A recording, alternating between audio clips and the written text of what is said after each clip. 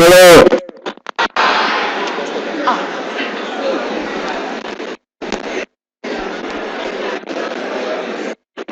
Hello.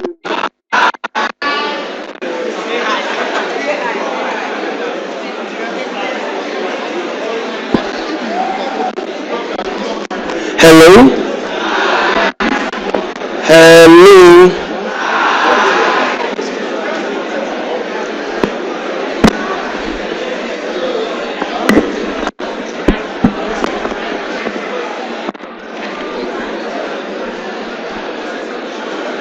Those of you talking, please keep quiet.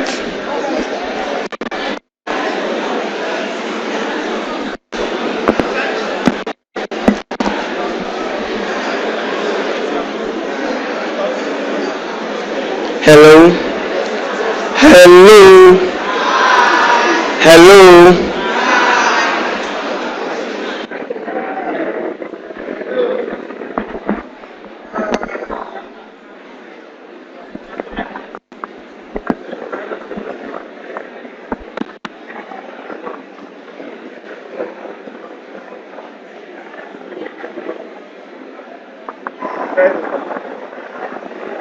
Hello. It's not coming. So we use this for the stage.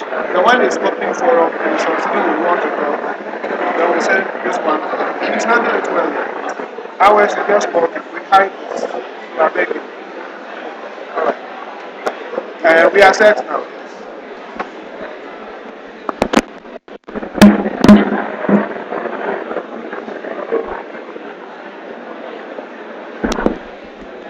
Accra.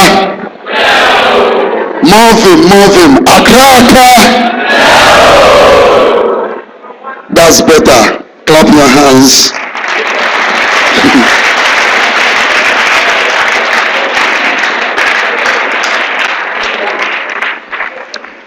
Gentlemen without ladies, you are all welcome to Accra Academy Bleoo 97 Annual Mentorship and Career Development Talk.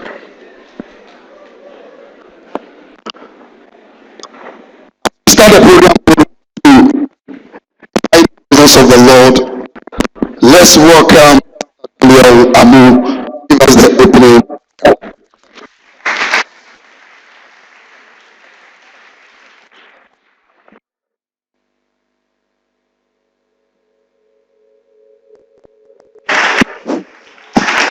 Hello. Shall we please rise? Let's be upstanding as we pray.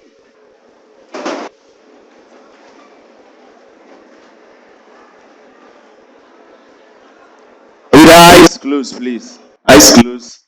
Almighty God, we are grateful for this wonderful opportunity. We thank you that your grace has located us and spared us life. We commit this function into your hands. We ask that you take preeminence and you inspire our deliberations. Cause us to be better persons than before.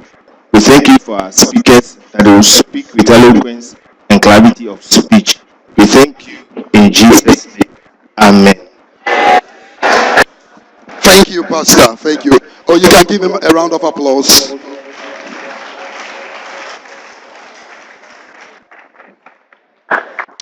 Our chairperson for today's occasion happens to be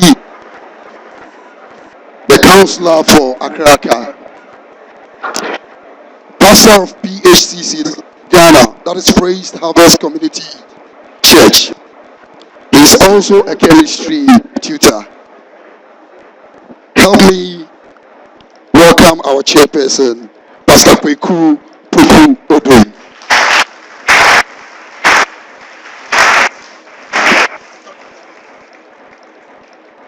Thank you very much. Bleoo 97. This program is actually dear to my heart. I remember I was at the office when two of them approached me that they wanted to have a program with you on career development and mentorship.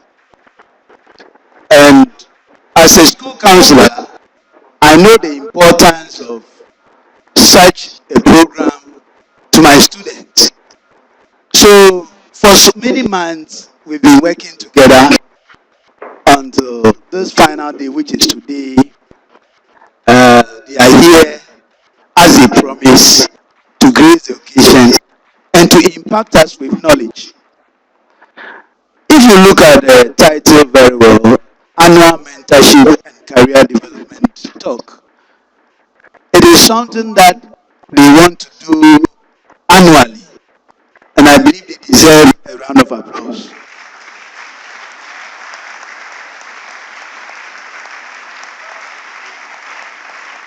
Thank you very much, Bleoo 97.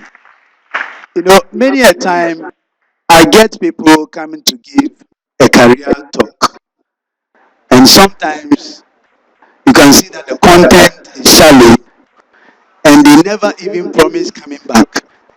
But to get a group that has promised to come back each year to help us with career development and mentorship, which are very important. There are so many theories on career, and I don't want to go into that now. But all of us know the essence of a career. You are in school to be educated to build a career. And building a career is a lifelong process. It's not just a one time event because you have so many skills, talents, so many abilities, and all this will come together to determine the type of job you can really do. And it's so important to be able to discover what you want to do at an early age. So there are psychologists who posit that career development should even start from infancy, right from age 0 onwards. That is where it starts. I remember last year, one of my children is in school, KG, and then my wife asked him, "What do you want to be in future?" And he said he wants to be a policeman. And I said, "That is great." Now, I was wondering why he was able to recognize he wanted to be a policeman. And I realized that in some of their books at school, they have pictures of policemen and soldiermen in their books. So right from the onset, once they see those things, they begin to identify with them and they will say, "I'll be a policeman." But along the line, as they interact with several people, these things may change. So it's so important that you identify your career whilst you are young and then be able to build upon it. And they are not here only to give us career, but also to provide mentorship. And I believe I have great professionals sitting around and behind me. And as the program goes on, I believe that we are going to enjoy this program and it will be a success. So thank you very much for choosing me to be the chairman of this occasion. Thank you. Oh, you can do better than what you are doing. Thank you, Mr. Chairman. Thank you.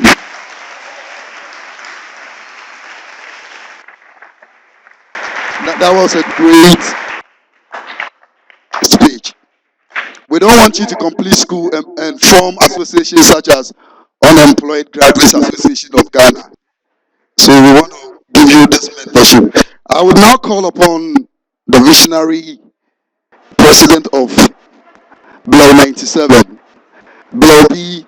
Albert Colty, to give us the welcome address.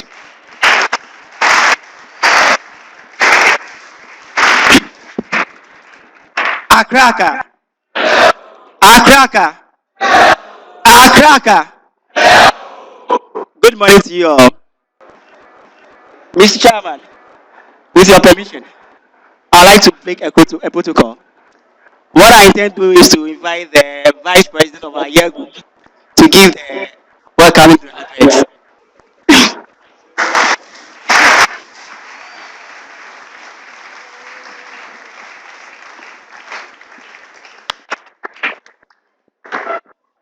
Accra. Accra. Thank you very much, my president. Before I begin my address, I would like us to acknowledge and say some congratulations to our heroes. They made us proud yesterday by winning the maiden edition of the SHS Vodafone Icon. Let's give them a round of applause.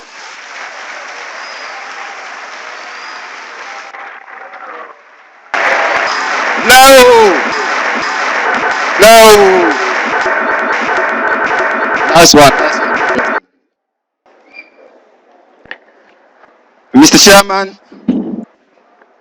distinguished mentors, executives and members of the Bleoo 97-year group, students and staff of Accra Academy, the great institution that shapes little minds to become great.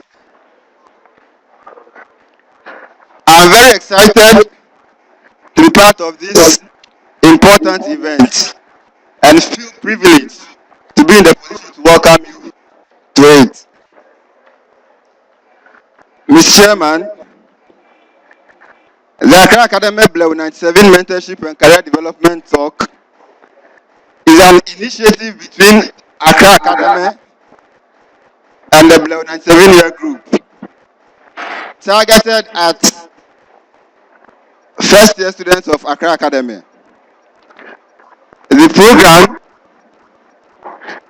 being an annual event, is so deliberately focused so as to give the fresh budding students the opportunity to learn about career choices and career development even at this early stage of their academic pursuits.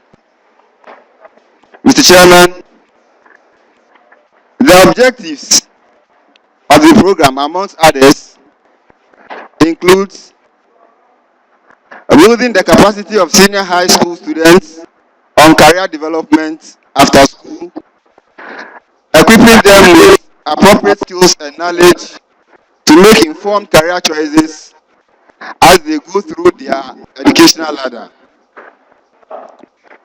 to mentor and coach students on the skill demands of the world of work, to provide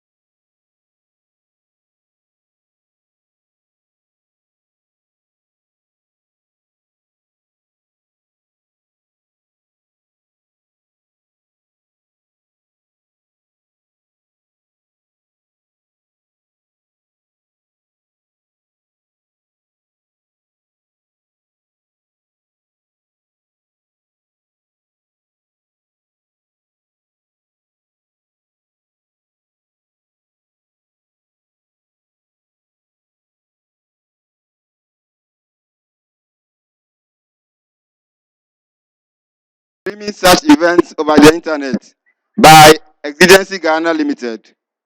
We say thank you to all of them. Mr. Chairman, I hope this maiden edition of Accra Academy Bleoo 97 Mentorship and Career Development Talk is only the beginning of an exciting annual series to benefit future students of our noble school. Mr. Chairman, students, I hereby welcome all of you to this important event. Thank you very much. Thank you, Vice President. Thank you. Oh, do it better for him. Do it better for him. Thank you, Mr. Vice President. Our first speaker for today is part of the Bleoo family. A student of Bleoo, 1995. And Managing Director of AFP. Fellow academicians, Mr. Arnold Parker.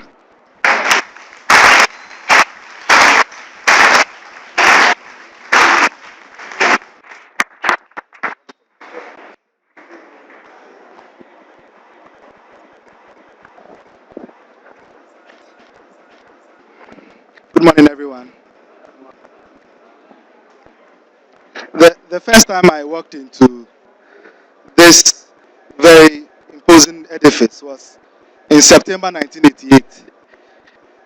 And the last time I was here was June 1995. So it's been 20 long years since I left this building. But the good thing about this place is that you can walk away from it, but it never walks away from you. And so you should count yourselves very privileged to find yourselves in this hall today. This is a school of great men, and each and everyone that passes through the halls and the walls of this school ends up being great. I would like to say kudos to the 97-year group for instituting this talk. Two, two.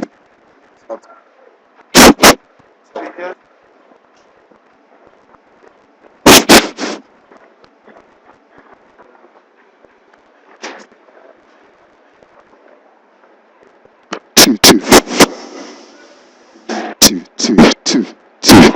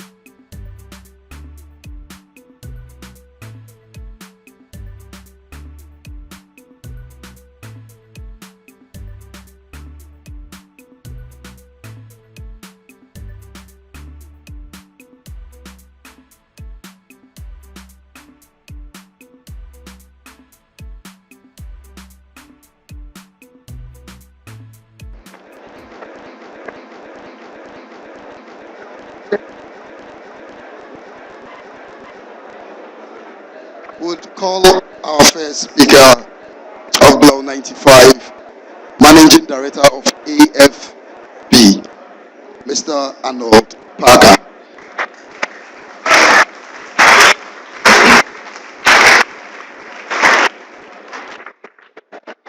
Okay, thank you very much once again, Pastor James.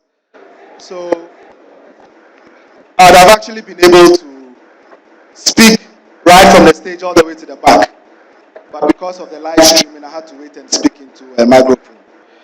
If you've been to Accra, you should realize that with or without a microphone, you should be able to still speak and charge an atmosphere.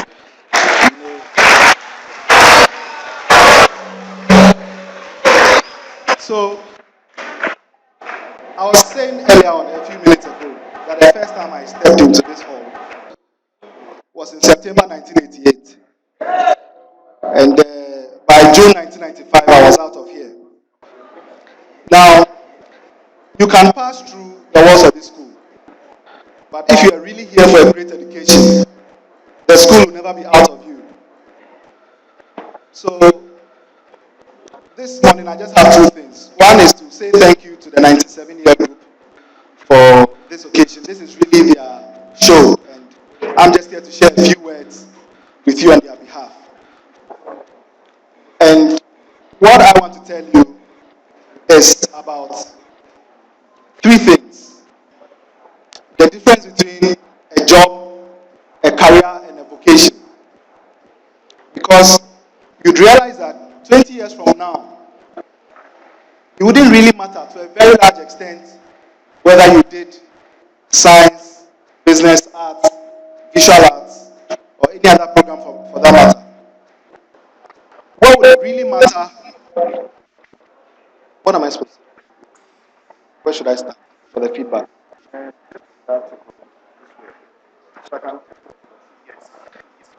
So, I just want to have a few minutes to share three things with you. The difference between your job, your career, and your vocation. 20 years from now, what will matter most is not whether you're a science student, or you're a business student, or you're an art student, or you're a visual art student. What would matter most are the skills that you as an individual have personally developed over the course of the years. And what kind of skills are these? One of the things that should never leave you as you are progressing educationally and academically should be a sense of curiosity and a love for reading.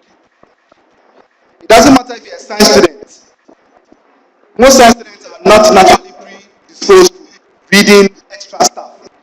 It doesn't matter if you're a business student. It doesn't matter if you're an art student. If you are individual and you do not like reading, then it's very likely that a lot of things would pass your way as you progress in life. And a sense of curiosity. A sense of curiosity is knowing about the world around you, what goes on in the world around you, and why things are the way they are, and what you can do to make a difference.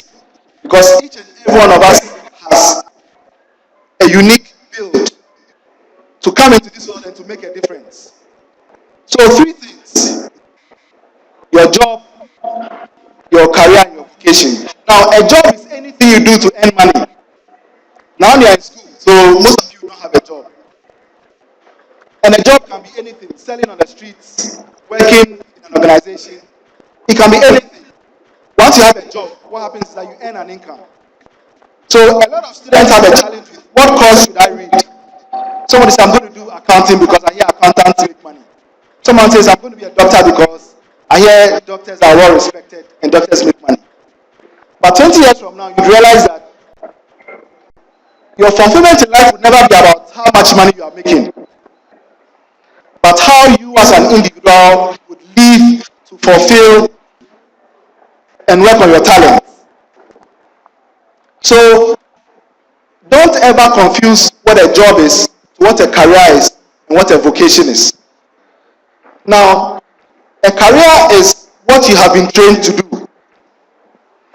So if you decide to be in medical school for 7 years, you become a doctor and you can choose the path of medicine as a career.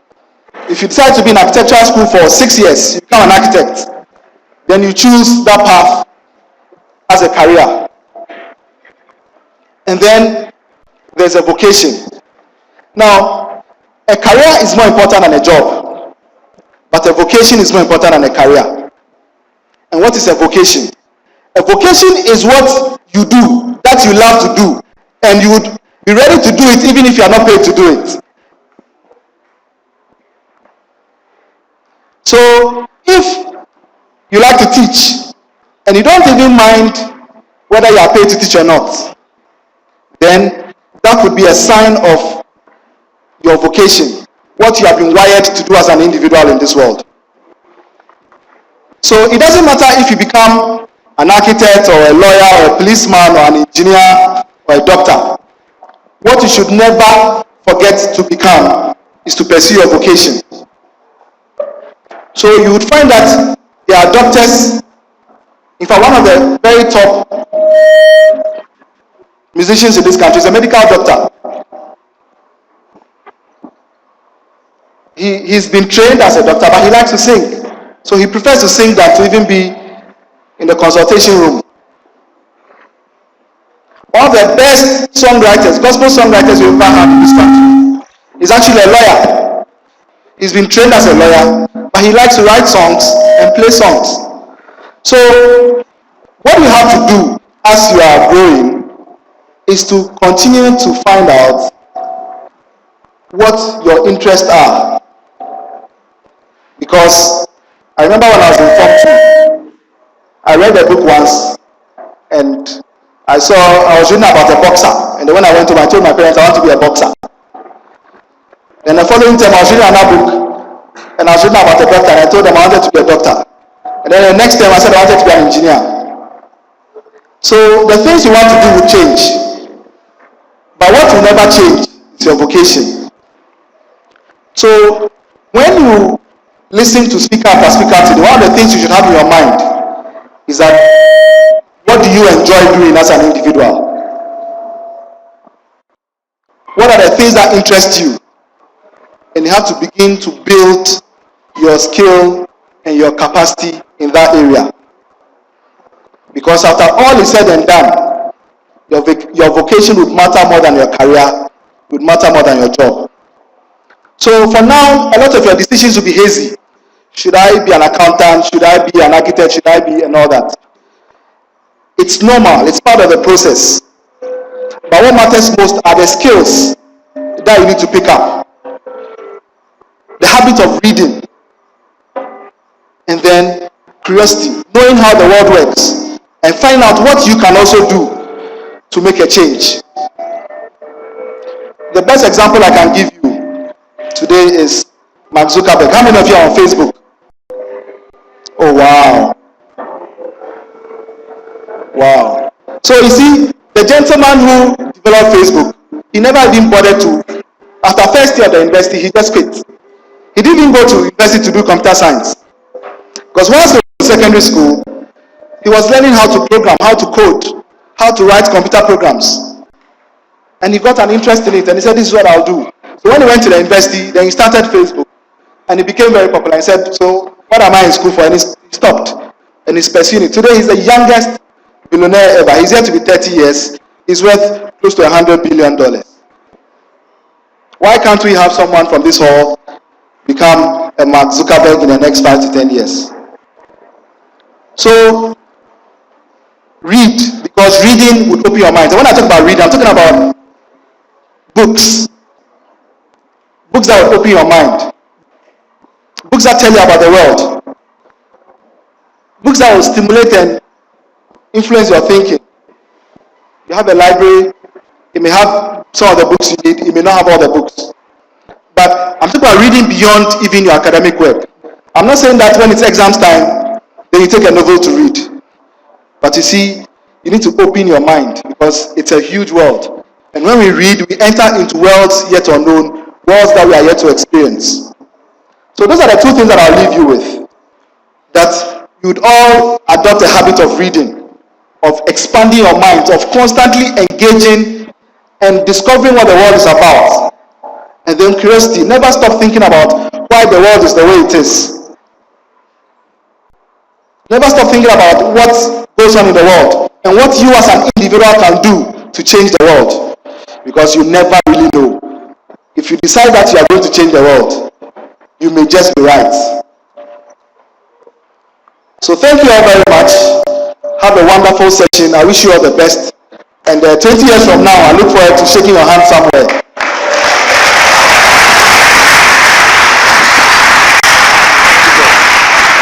Oh, Senior Parker, thank you very much. Thank you, Senior Arnold Parker. Once a senior, he spoke about job, career, and that's good. Before we call upon our next speaker, we would want to invite our proud academicians that won the Vodacom phone icon yesterday to give us an acapella.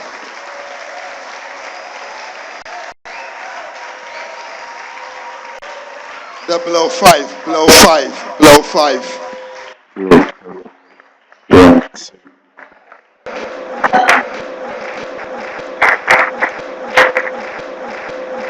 Bleoo 5.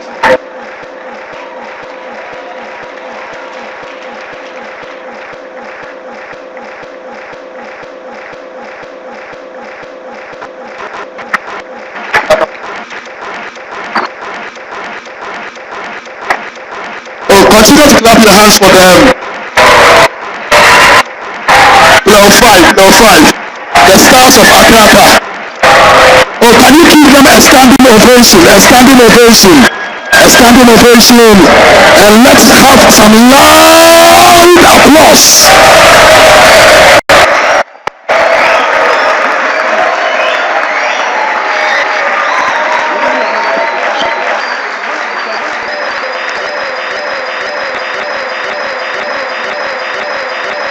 Accra. Oh, Accra. Wow. You may please take your seat.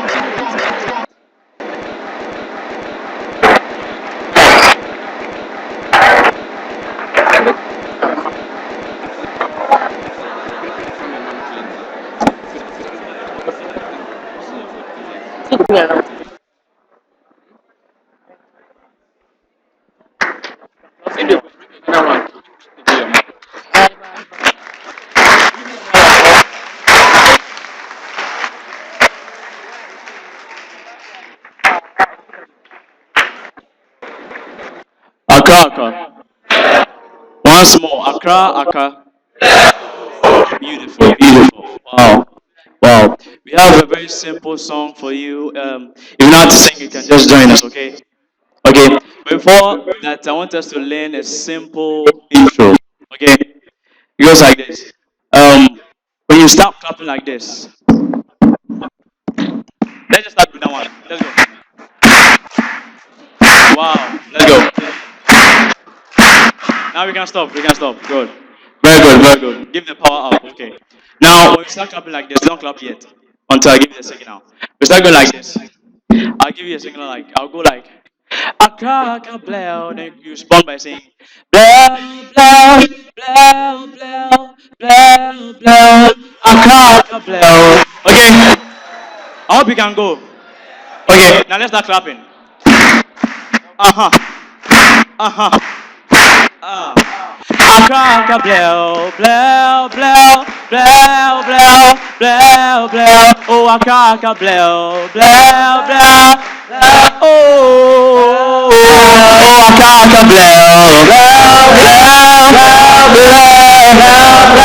Oh, Accra, Bleoo. Okay, nice one. What would I do without your sprout mouth? Don't be in you kicking me out. Got my head spinning, no kidding, I can't pin you down. What's going on, that beautiful mind? I'm in your magical mystery ride, and I'm so dizzy, don't know what hit me, but I'll be alright. My head's underwater, but I'm breathing fine. Let's go. You're crazy and I'm out of my mind. 'Cause all of me loves all of you. Love your curves and all your edges. Okay, all your perfect imperfections. Give your all to me. I give my all to you. You're my end and my beginning. Even when I lose, I'm winning. No, I give you all of me. And you give me all of you. Oh, yeah. How many times do I have to tell you? Even when you're crying, you're beautiful too. What is beating you down? I'm around for every move. You're my downfall, you're my muse. My world distraction, my rhythm and blues. Can't stop singing, it's ringing in my head for you. My head's underwater, but I'm breathing hard. Go crazy and I'm out of my mind. 'Cause all of me loves all of you. Love your curves and all your edges.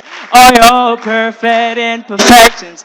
Give your all to me. I give my all to you. You're my end and my beginning. Even when I lose or winning. Oh, I give you all of me. And you give me all of you. Oh, I crack a blow, blow, blow, blow, blow, blow. Oh, I crack a blow, blow, blow, blow, blow, blow, blow. Oh, I crack a blow, oh, I crack a blow. Oh, I can hear you guys. Oh, I can blow. One more time. I can blow. Blow, blow, blow, blow, blow, blow. Oh, I can blow. Wow, wow. That was great. Bleoo 5. On 29th of this month, we'll be having the Joy of Academician right in this hall. They'll be ministering. It's a Sunday, 4 p.m. They'll be ministering. That would be with musical instruments. Let's clap our hands one more time for them. They've done the school very proud.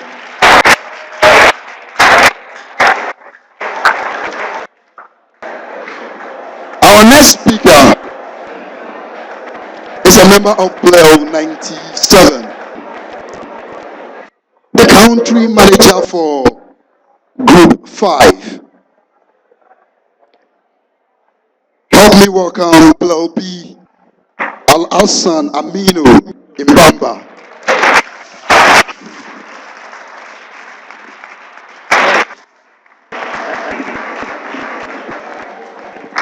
Accra, Accra. Thanks. Mr. Chairman, colleagues, speakers, students, and all other protocols observed.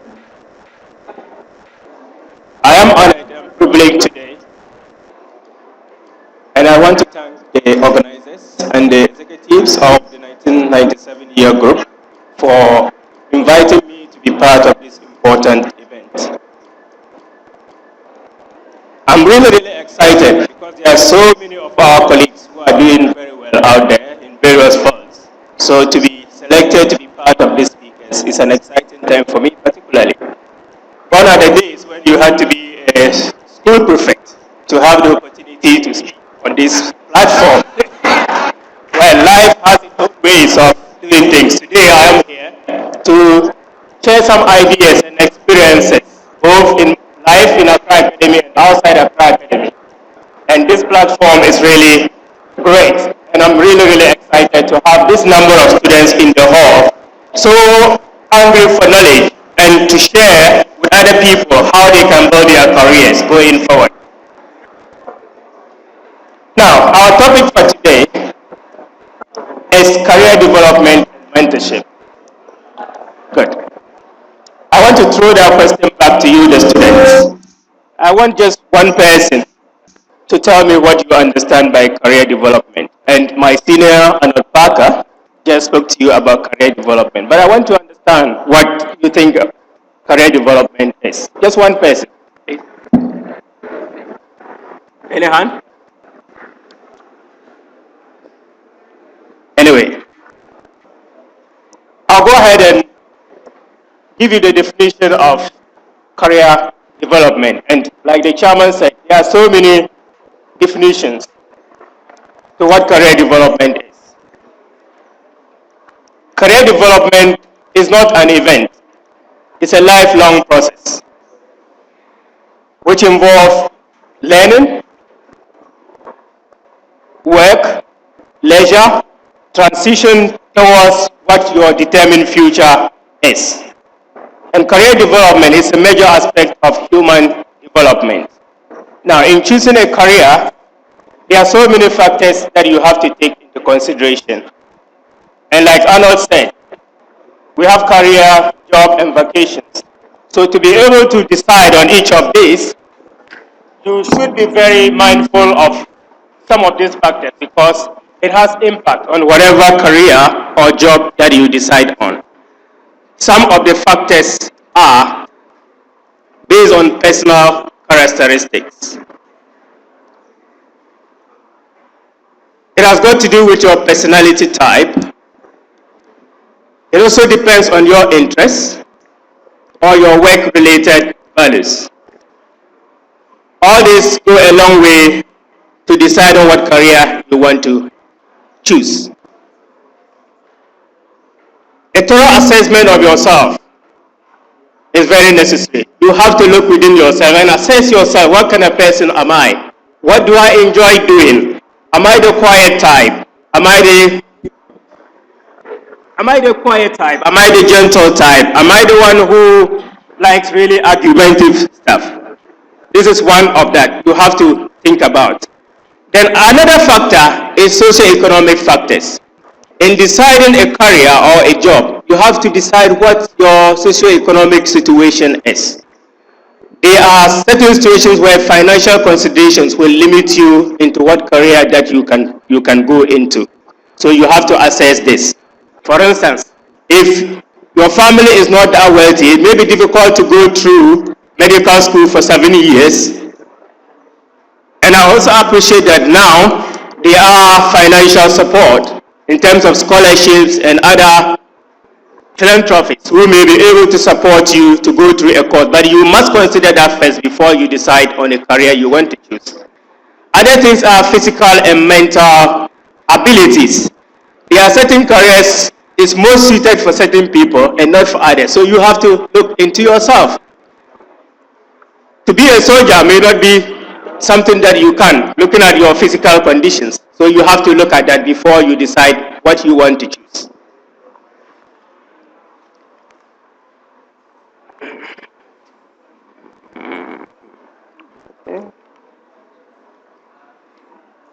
Now, having said that, there are so many aspects to career development and mentorship, and that is why we have a lot of speakers today, and each of them is going to look at different aspects of it. My speech is going to be focused on the 3 critical success factors to career development. And that is just my opinion. There are other critical factors that someone may have, but in my opinion, there are 3 which are critical to deciding a career path. These 3 factors are belief, action, and discipline. Belief, in order for you to achieve anything, either in your career or in your life, you have to first believe. You need to believe in yourself that you can achieve it. You need to have faith in your goals and your path to that success. Once your mind is convinced that you can do it, nothing is impossible in this world. So whatever you are choosing, first of all, you need to believe in it. And do away with the negative thoughts. No, this cannot be done. Mr. A couldn't do it, or my friend, it wasn't possible for him to go through. No. Please believe in yourself that you can do it and you'll be able to do it. My second point is action. Now, this is interesting. Believing alone is not enough. Believing alone is not enough. Nothing moves until you do something. I'm asking you here, when you believe in yourself and you have a plan to do something, please go ahead and take some action. Without taking another action, you can never realize that dream. You must follow with concrete action.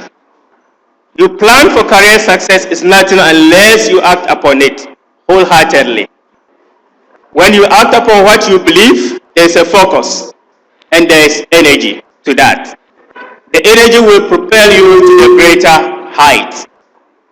Now, I'm going to tell you a little about myself and how I came into Accra Academy in 1995 and how these three critical success factors helped me from my days here in Accra Academy to where I am today as country manager of Group 5. In 1995, I came into the boarding house straight to Alima Hall from the north. I had never been to Accra.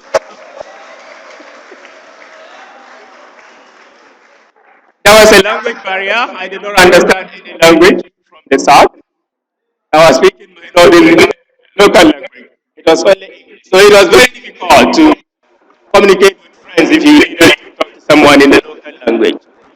And differences, cultural differences. There are some differences between southern people in the north and friends. You have lost all your friends. You now have to make new friends. Here it calls for adaptation. You have to be able to adapt to your new environment.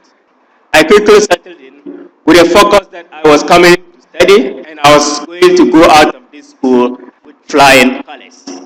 I quickly settled in and got life going. But I didn't lose my focus. I knew what I wanted was success at the end of the day. In doing that, you have to decide who you wanted to relate with. Here, this is relationship. There are some relationships that cannot help you in terms of people that you relate with. I know it's important to have friends and network and whatever, but you have to choose carefully. Some friends can influence you negatively. So I'm asking you today, whilst you develop your career and whilst you go through this school life and you live here and you want to go to university, please choose friends, but choose carefully. Make sure you choose very good friends, those who can influence you positively so that you'll be able to achieve your ambitions and your goals. Time management is another thing that you have to focus on. You should be able to manage your time very well.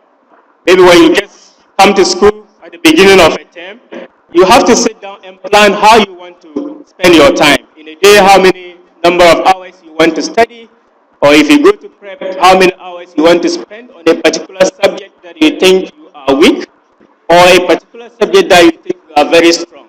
So here, you should decide I want to spend more time on a subject that I am very weak, so that I'll be able to catch up on that. Another area that you have to focus on is your appearance. And this is about personal branding. You'll be surprised how all of this really go to affecting who you are in the future. You have to pay particular attention to your appearance. What do you wear? Even if you have just one shirt or one shorts, make sure you wash it all the time. It's neat. The people out there watch you. If you think nobody watches you, then you are deceiving yourself. People see you and they form impressions about you. Nowadays, you see people in the work environment and they turn up for interviews, and the dressing culture is really, really bad. They didn't learn that from the beginning. So you need to start now. You have the opportunity to learn these things so that when you go into the job market, you will be able to fit in perfectly. Now, I have one other comment that I'm very passionate about, and that is about the relationship between students and then the teachers or the masters in the school.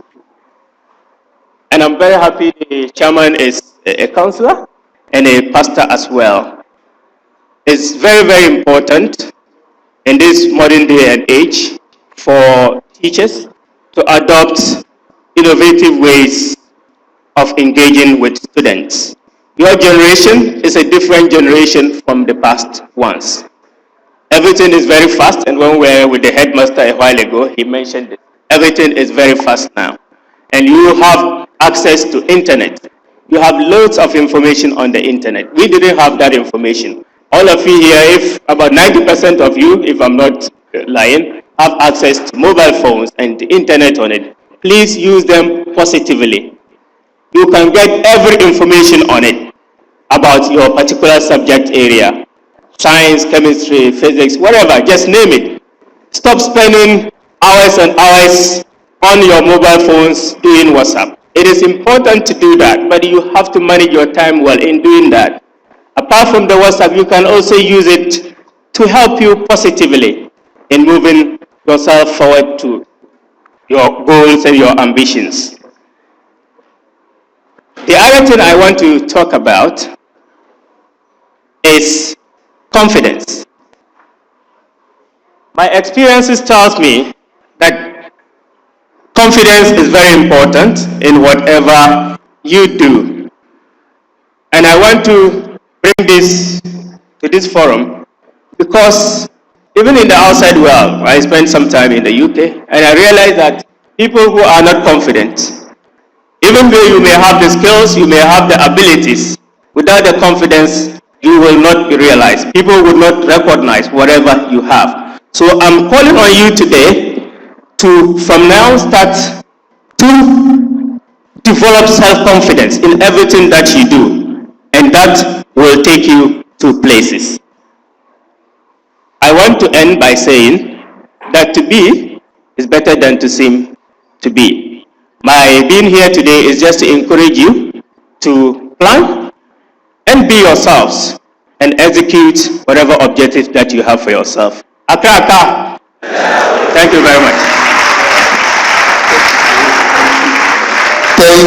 Thank you very much. Thank you very much. We appreciate it. Mr. Alasan Aminu Mbamba, Country Manager for Group 5. Thank you. Next speaker will be speaking to us via Skype, also of Bleoo 97.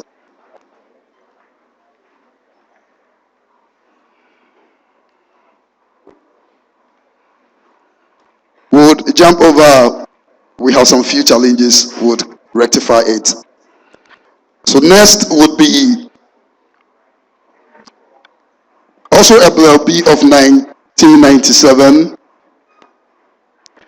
The group MD of Kamag, including CIG. Help me welcome Bleoo B Meshak Kweku Amwafo. Amwaki.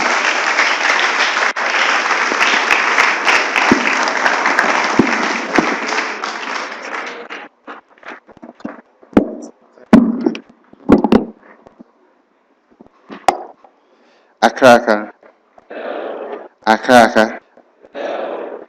Here are we now in Ellen House, the house of no regret. From here, our little minds were shaped to serve our nation great. Oh Lord, to thee we dedicate Accra Academy. Ese kwanwi deri we say and Bleoo Accra.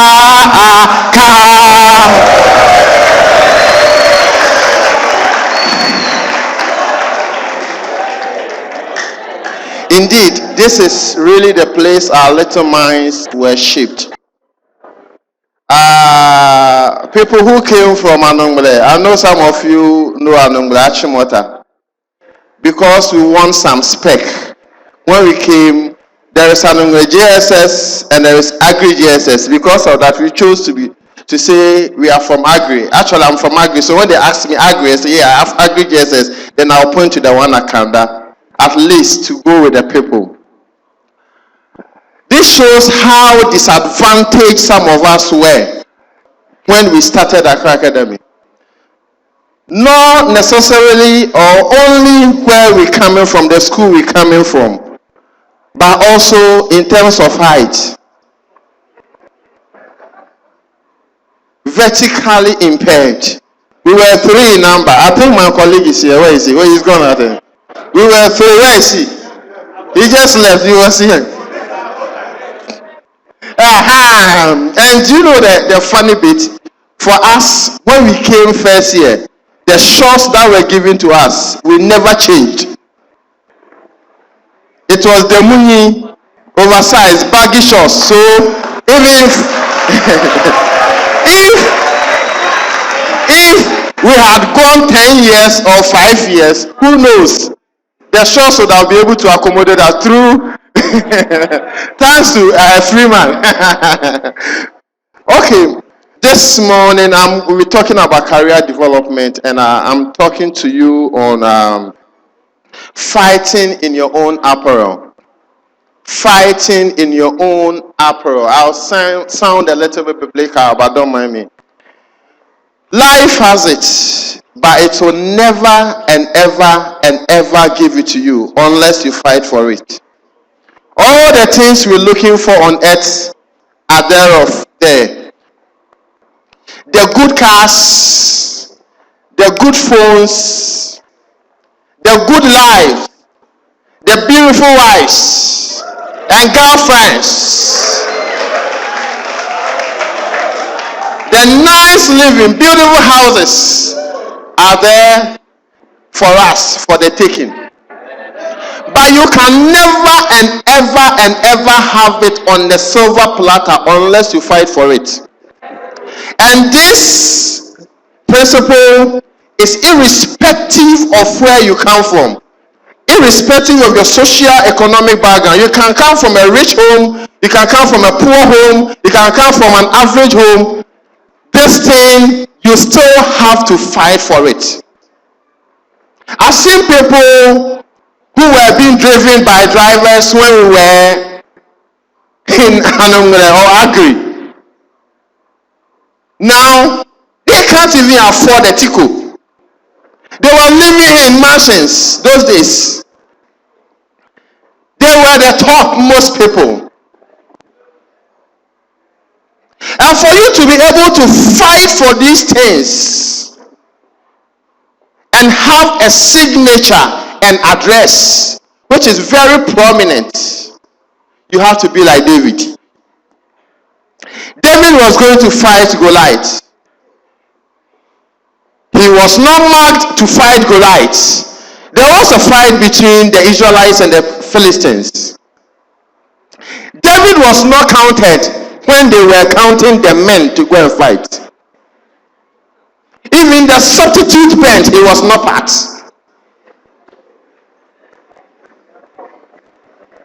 Even Team B, Lala. But when the time came for somebody to defeat Goliath, David, who at the point of rejection or the period of rejection had not lifted up his hands and threw the towel that all is lost because my mom and dad couldn't buy me gas, because my mom and dad couldn't buy me Akiola, because my mom and dad couldn't buy me a chemistry book, because they couldn't pay my school fees early, and for that matter I have to dodge Shapiro at times. I have to dodge Abi Ashon at times. Those days Shapiro was asking school fees. And because my mom and dad, my parents couldn't afford transportation for me, and I have to always commute from Machimota down to this place at times, I have to say that, oh, life has not treated me well. You need not to say that. David didn't do that. While he has been rejected, the selection, he wasn't selected, David stood firm. He believed in himself, and he mastered the art of the things God has deposited in him. What are the things? David was tactful,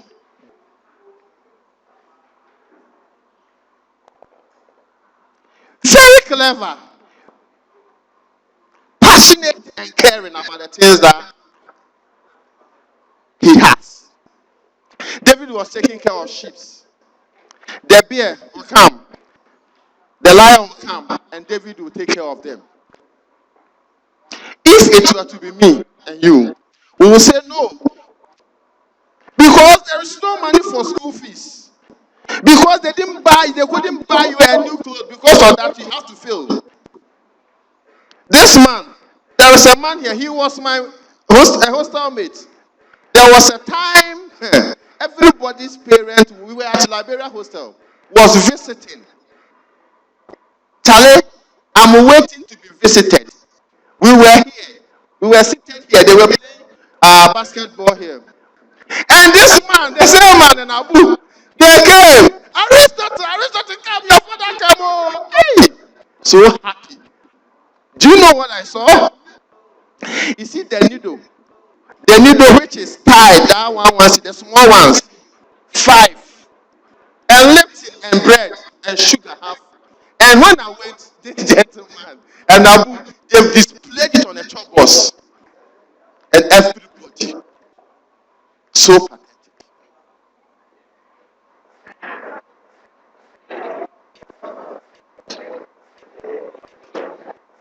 So pathetic. All these things did not put me off. I did arts. I was in one of the bad boys class. They know as 1A. With the bottles and cool. And I was the first trouble in the class. The only subject I had A was 3.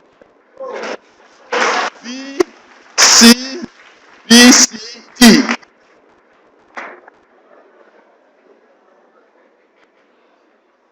From school, I stayed home for 4 good years.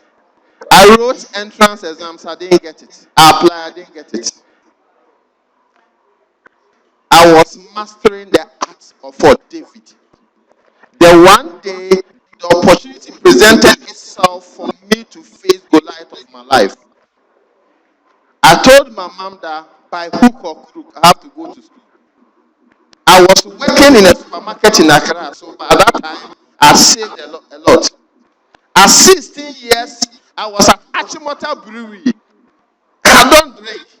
Helping prepare Bubura, Bruna, Africola, and the beer. You stand 8 hours and you pick the beer into a carton like this. This is how you go.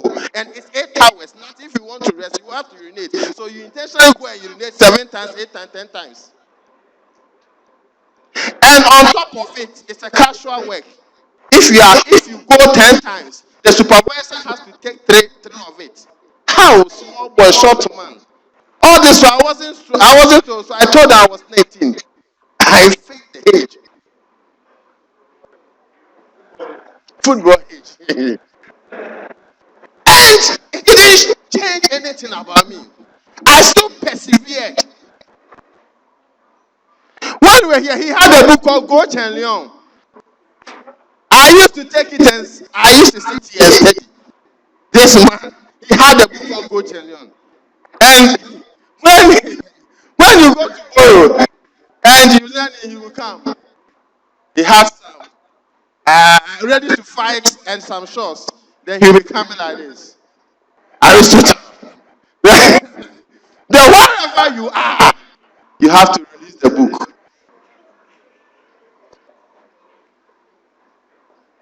My 3rd year school fees, I picked alumni and played Munchendi at Bukom Square to be able to pay for it.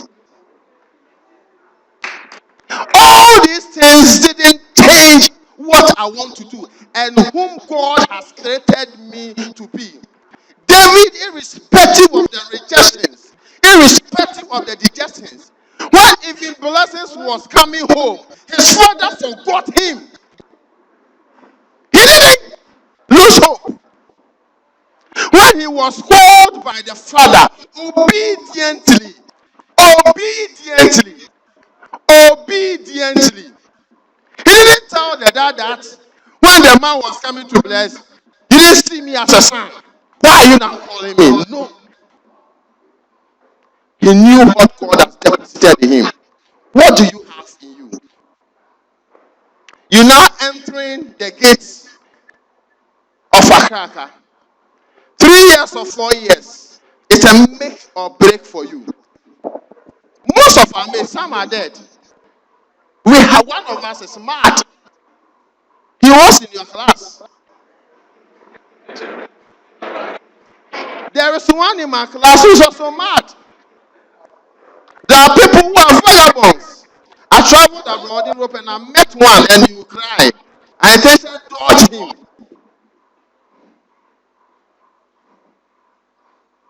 So where are you going to be?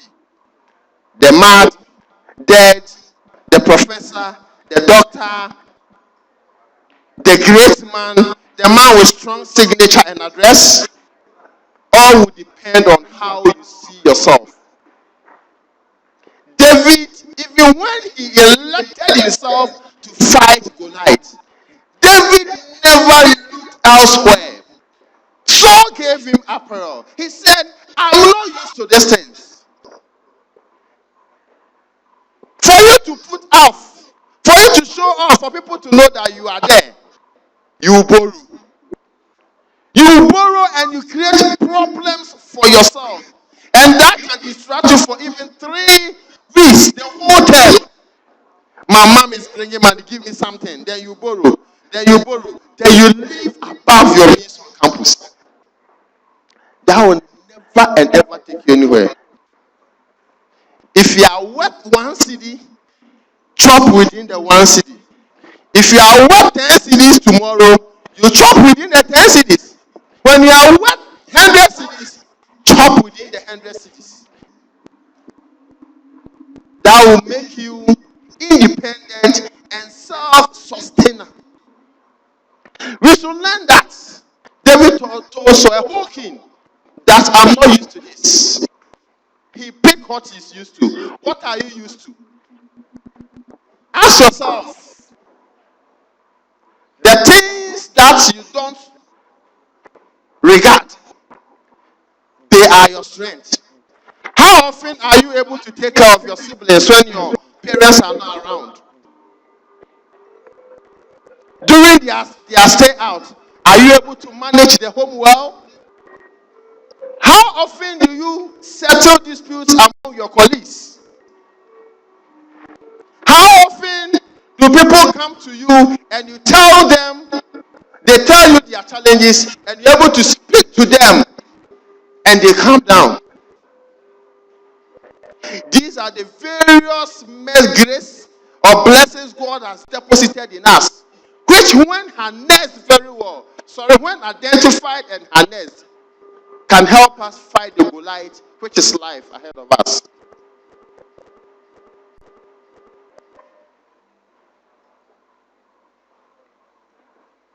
Your little minds are about to be shaped. Are you prepared for it? David prepared himself. He went to the wilderness. He was rejected. He was left alone with the sheep. Whatever happened. But he stood firm. He fought in his own corner. He looked up to Christ and believed in what God has deposited in him. And the right time, David defeated Goliath. Don't look at your socioeconomic status. It is a stranger. It will come and go. Now, I will not go to Achimota and walk. From here to Achimota, I won't walk. I'll drive. I'll not even take tractor. That is it. By what? Thanks.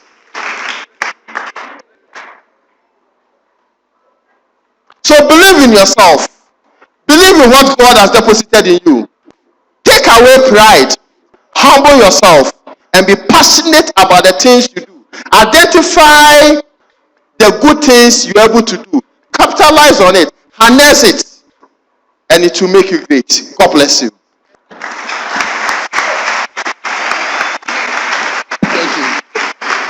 That was a very inspirational speech. Fighting in your own uproar. Before that, Mr. Alasan Aminu Mbamba gave us some tips on belief, action, relationship, time management, appearance, and self-confidence. I would like to acknowledge our sponsors. Without them, this program would never have happened. CIG, CCT, AFB, TV Africa, Exigency Ghana, and Nestle Ghana Limited. Can we appreciate them? We say a very big thank you, and we hope next year it will be big and bigger than what we are even seeing today. Next on our running order is also a Bleoo B97. So if you would notice, apart from our guest speaker, who was Bleoo 95, all other speakers are Bleoo 97. Bleoo. He is the deputy MD of CCT Group, MD of Danaptin Company Limited. Help me welcome Bleoo B. Michael Douglas Boateng.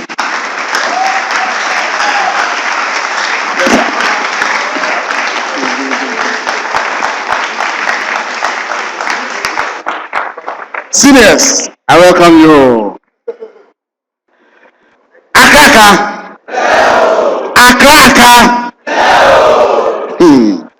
Standing here is when I was handing over Grounds P position back to the new person taking over from me. 1997, when I was leaving this place, was the last time I stood up here. Standing here today, I feel very privileged and honored to come and share with you what God has brought us this far today, myself and my colleagues. My topic this morning is on two main things: the presence of God in our lives and the power of positive thinking. I realize that my colleagues, Meshach, spoke with God in his message. My brothers here have God in their messages. The question is, do we have God as a part of us? How do we identify him? As students, as people, how do we even identify him as he is being a part of us? Can someone tell us? When we look at issues surrounding our day-to-day activities, when we are in times of difficulties, we sit back, we wonder, what are we going to do? Within the next few minutes, you realize that an opportunity comes your way that you don't expect. And what do we say? Oh, I was smart enough to do this. It was my intelligence to achieve that. I was able to get to this level because I was good in school. No. It is the presence of God in your life that makes you get to wherever you have gotten to and wherever you want to get to. But if you don't acknowledge that fact, and if you don't seek for that, you always get limited in life without the presence of God. So my first issue is to talk on the presence of God. Whatever we are doing as students, whatever we are doing in life, wherever we want to get to, attain in life, we need to find the presence of God in our activities. If we see this as a very, very important thing, we then climb the ladder smoothly. But if we don't, and we always see it as our sense, our strength, our own wisdom, then we limit ourselves. That is the first thing I want to make. Secondly, what do we say about positive thinking? I wake up this morning, I think of maybe I might get some money, maybe I might not get. You've given yourselves two options. Maybe. So then if you don't get, you don't complain. Maybe I'll be able to finish Accra Academy, maybe I might not be able to finish because my parents are not being able to help me well. You've given two options. The school is difficult, I can't even learn, so I might not complete. You've given yourself an option. But the mind is the tool that controls you. And what you want to be is the way you think in life. Sit back and ask. See someone sitting quietly under a tree. Let's take, say, a shoemaker. After his works, relaxing coolly under that tree. Without stress. It gets to a point he tells himself, I want to leave this level to something else. Give yourself a month, a year or two, you realize that that same shoemaker is in a shop in a corner. How come he got there? As he was doing that work, he was thinking positively on where he wants to reach. But today, how do we go by these things? We sit, we discourage ourselves. We sit, we think negatively. Whatever the mind conceives in life, it germinates and it comes into reality. As you sit here, if you think positive of yourself, if you think positive of your colleague, if you think positive of life, trust me, you will end there and get happy. My brother said it. Let me give you a little story. When I left Accra Academy, interestingly, I've never been to the university. Since 1997. And do you know something? I always postpone. Oh, next year I'll join Gimpa. Next year I'll join Gimpa. Every year I join Gimpa. The mind was not certain enough when I want to go there. Along the line, just 2 years ago, I decided I have my business, I have this, I have that. What do I even need a degree for? What do I even need masters for? I don't need these things. After all, I don't owe anybody. But I realized that, hey, power is in what? Knowledge. Just 2 years ago, I joined Gimpa. Now, I start to ask myself, those years that I have wasted, if I had thought positively on wanting to achieve whatever I wanted to complete all these till now, I might have finished and doubled whatever I have today. But because my mind was not positive enough at that time, I kept on postponing. As you are here today, you might finish. Some might even get the opportunity with good homes and support to complete and continue. Others might not get. But you will realize that those who have the opportunity will sit back and fold their arms, waiting for someone to carry them through. But if you are not positive in life, you cannot get to that level. I'm not going to talk much, but the little thing I have to say is let us think positively about ourselves, positively about our attitudes, positively about our thoughts. There's a saying, the way you think can even calm an ocean. If your mind and the eyes are focused on it, if you think so positively that what you are doing will come into reality, you will see it and marvel. The only message I give you is let us think positively with the help and the strength of the Lord. Amen. Thank you. Almost all the speakers, they have their guy names and their nicknames. Very soon I'll be mentioning their nicknames. I have my own. I also have my own nickname. I have it when I was in Accra. I have it. I was also an atom, very short and smallish, just like this young boy. But now I've grown fat and tall.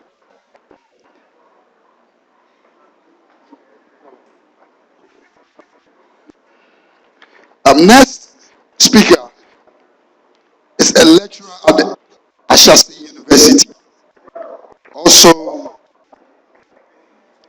a proud member of the Bleoo 97 family. Help me welcome Bleoo B. Edgar Cook. Thanks. Accra. As for this Accra blow, you never get tired of saying it. For us, this is the only opportunity we get to say Accra, and people respond blow. Or when we meet. So, Mr. Chairman, all protocol observed. I just want to deviate a little, and let's give a standing ovation for somebody who's been very instrumental for Blow 97, and we rarely acknowledge his uh, activities and what he does on our behalf. So let's, with a big clap, let's say thank you to Albert Corti.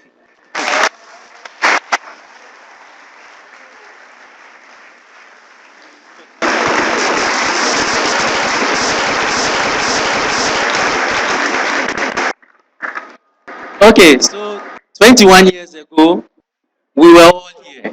Albert, myself, and others who were in business. This was actually our classroom in the first semester.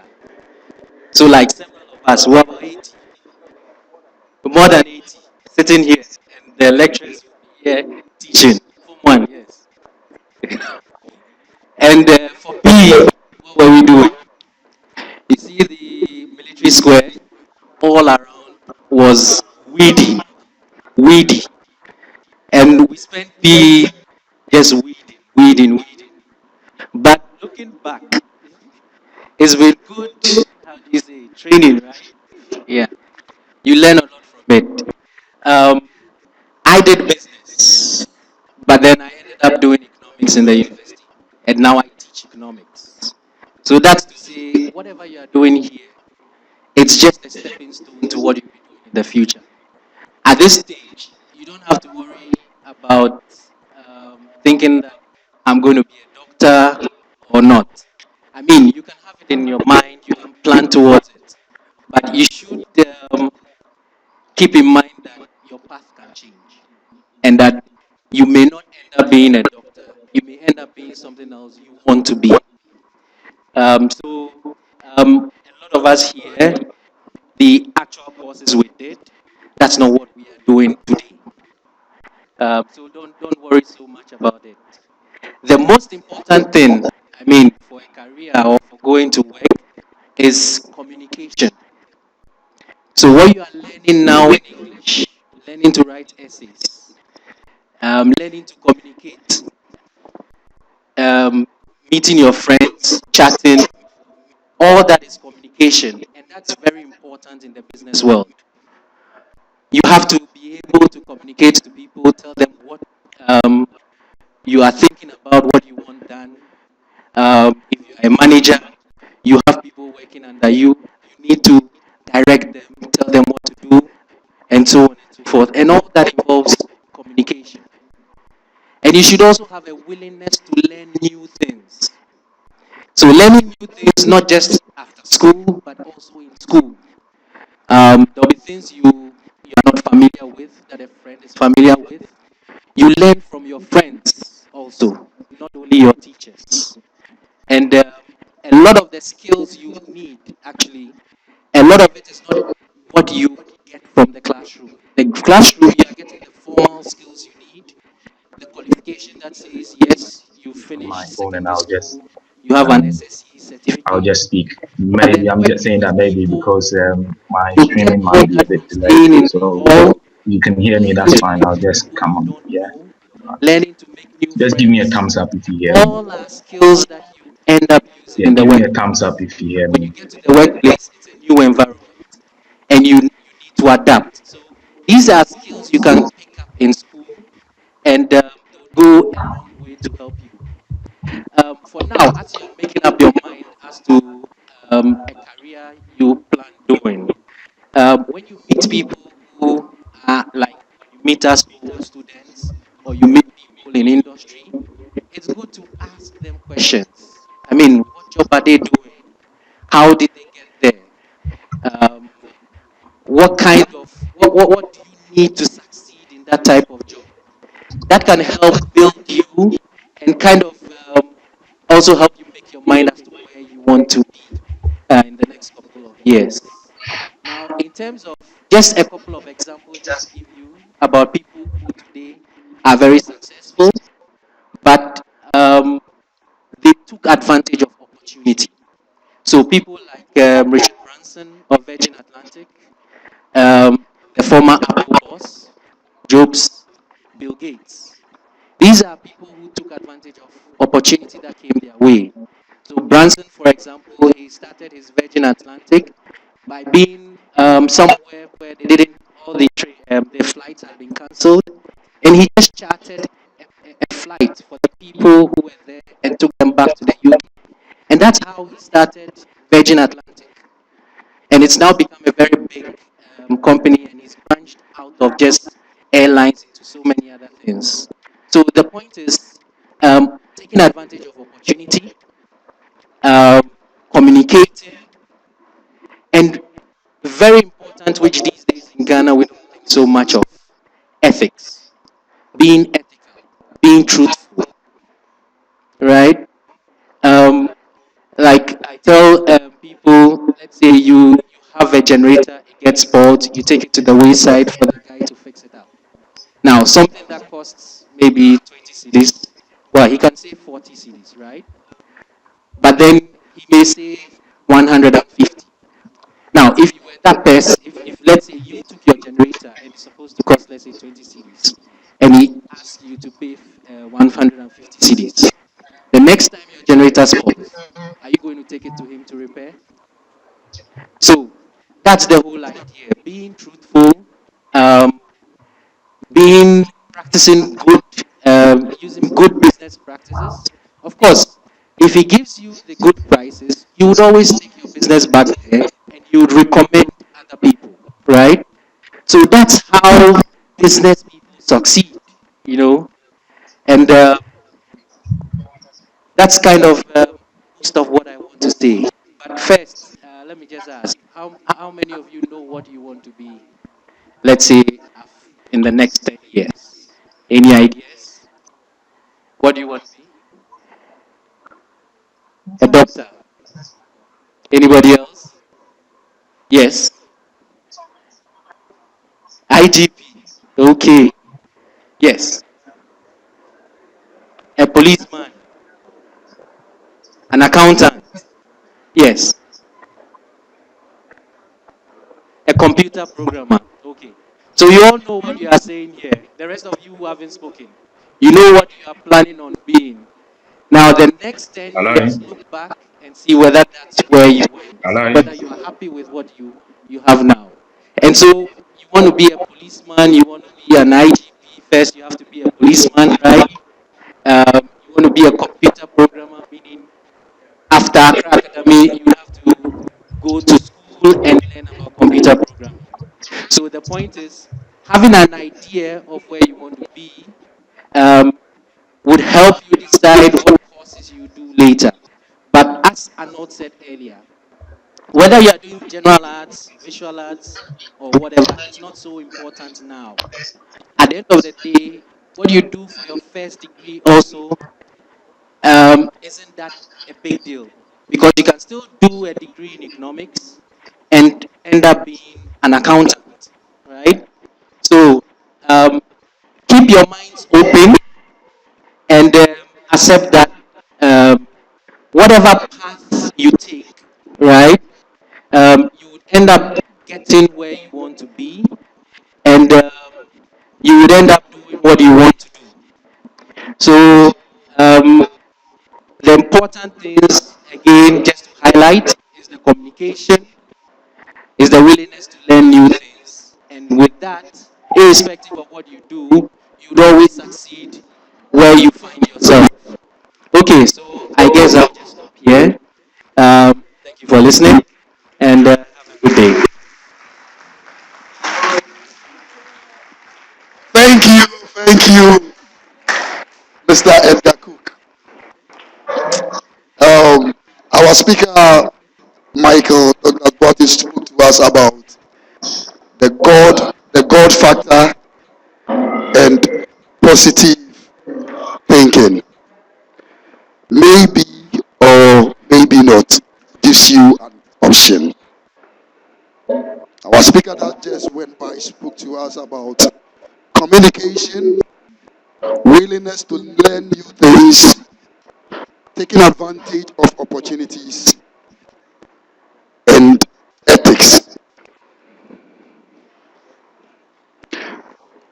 After the next speaker, we will have some two poetry recitals from two current Bleoo.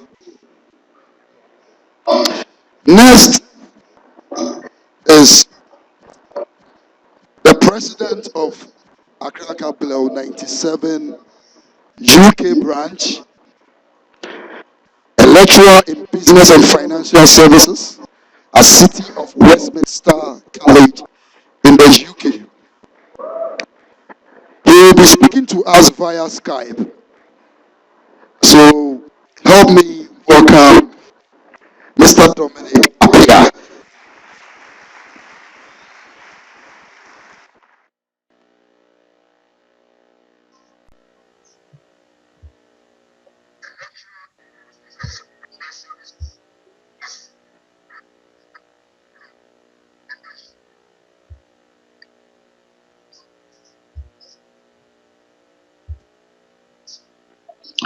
Good afternoon. Good afternoon, Mr. Headmaster. Good afternoon, teachers and parents gathered this afternoon for this all-important program. Fellow Bleoo from the various year groups, students, and invited guests. I am really privileged to be given this opportunity to give a talk on a career guidance program. My theme for today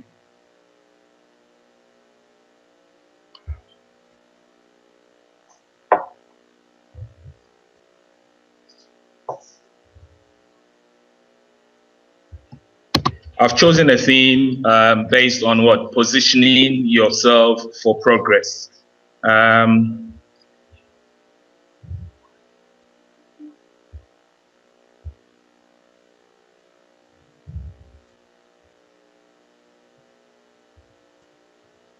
Right, my theme for this program is positioning yourself for progress.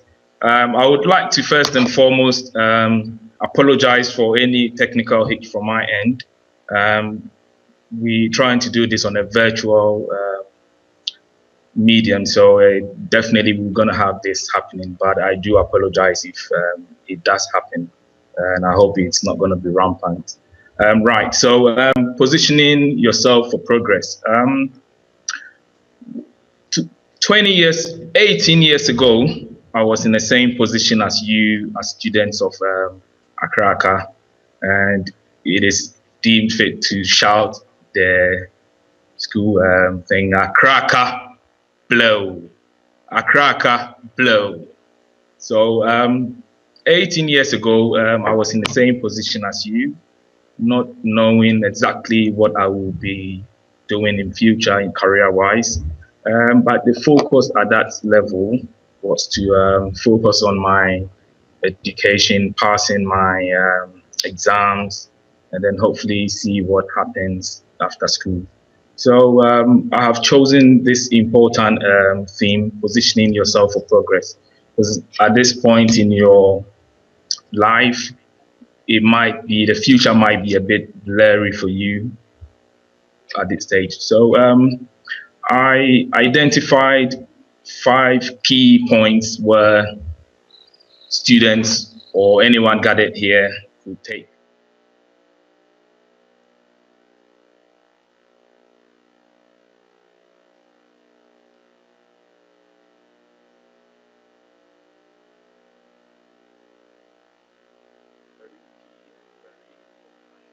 Point at this point of your career, your life. As students, you might have a lot of ideas in your mind as to what success is. You might come across different careers, as Michael said earlier on. At one point, you might think, I want to be an accountant because I'm studying accounting. At some point, you might say you want to be an artist because you are in the visual arts class. It's all good. I mean, it's good to have that vision and then see what you see in that vision as what success. So targets is very important. Set targets for yourself. All these targets that you set for yourself are very relevant and very important. The next thing I will mention here is what identifying your role, identifying a role model for the targets that you set for yourself. So if you decide, or if you are able to define success and set a target for yourself to be an accountant, then I would expect you to find a role model in that area. And most of the time, you, as students, you more often tend to identify and affiliate with role models who are not in line with what you have chosen as a career target. So, for instance, you be in school and you think your role model is Raskimono, right? It's not bad to have a role model, Raskimono, but many a times the career path that we want to choose, Raskimono doesn't fit into that target or that role that you've decided to choose for yourself. So I would say if you're planning to become an engineer or civil engineer or a medical doctor, you identify with a role model, someone who is in that area and excelling at that time. So choosing a role model is very, very important at this point of your life. The next item that I would like to mention is looking for opportunities to reshape your mindset. Right, as you are in school, you could volunteer to become a member of the debating club. For instance, you can be a member of the XRC team. Right, the reason I'm saying you should find opportunities like that is that all these clubs are there for you to join. And what these clubs do is they shape your mind, your mindset, they develop you. But for instance, when you join the SRC, you tend to meet other school committees, you meet the head of the school. These are opportunities that will help shape your thinking, your debating abilities. And then you meet other people which will help you in your interactive skills. So I would suggest that students, as you join or you volunteer to join school clubs. Right, there is the cadet corps. You can join the cadet corps. Cadet corps is very good. It builds your morale. It helps your self-confidence. So I would suggest that students identify with a voluntary club or organization on campus and then grab opportunities and development that come with these groups. Next is scheduling and protecting your time. Time is very, very, very essential. It's very, very important for you to plan your time as students.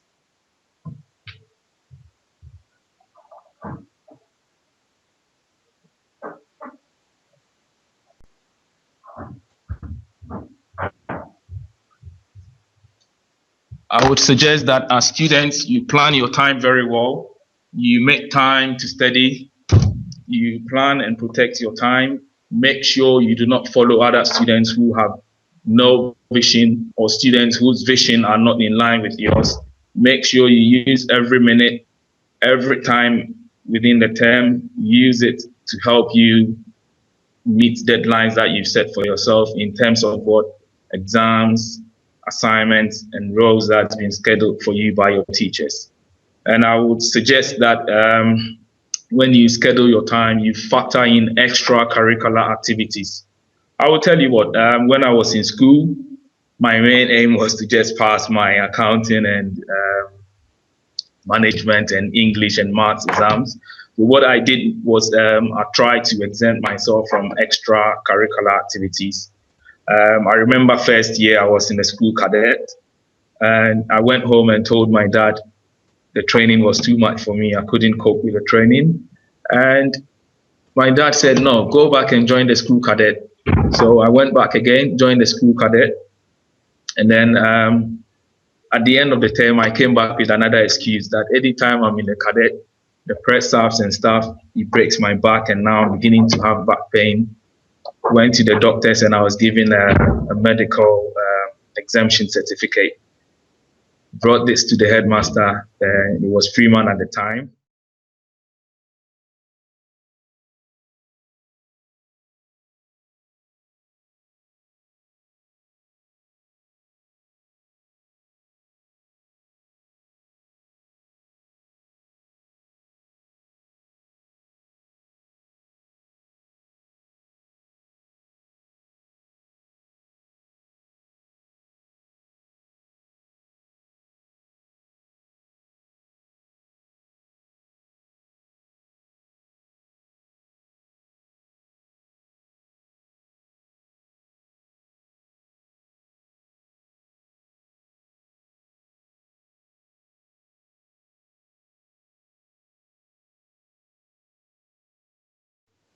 Support is very important. Support helps you to get feedback and encouragement from people that you seek support from. So as students, your first point of support would be your teachers and most probably the headmaster if he's available. So if you have any issues or you have any obstacles in your academic life, I suggest you seek support. If it's to do with defining your targets, you can seek support from your teachers.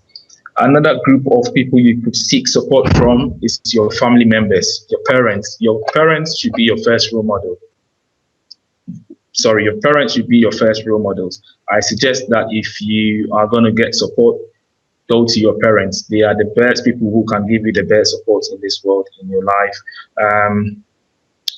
Keep in mind also that people that help you in the school, not only your teachers, can also offer you support. Most of the time, we focus on our teachers and the headmaster, and we as students, we tend to disrespect other members of staff. All other members of staff, you could reach out to them for support.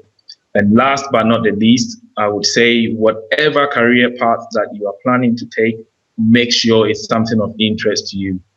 You cannot choose a career that you are not interested in.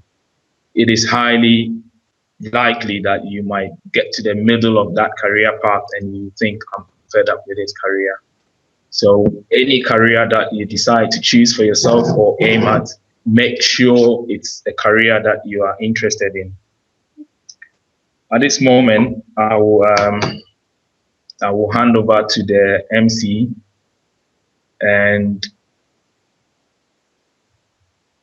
hold on for the feedbacks. If you have any questions on career guidance, you can always contact me. I will make my email address available and you can reach me on that. Thank you very much, Mr. MC. Thank you for this opportunity given me. Thank you very much.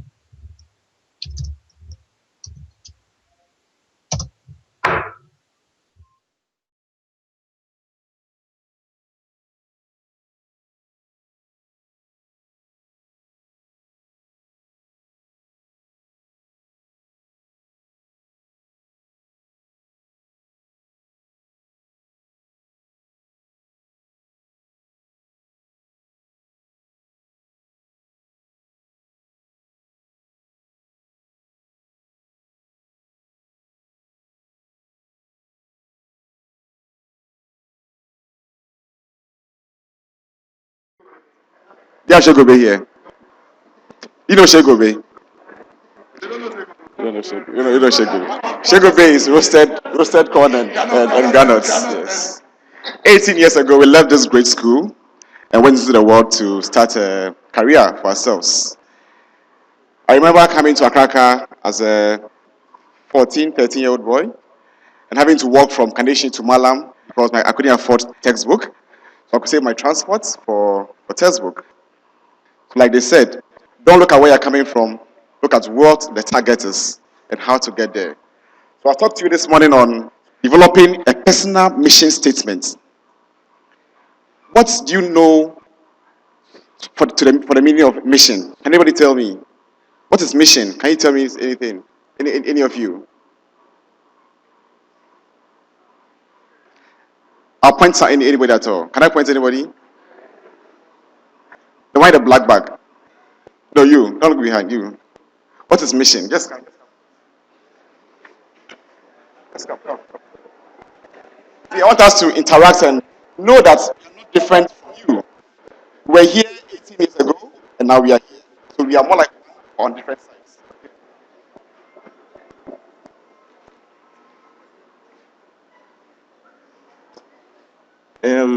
Mission can be like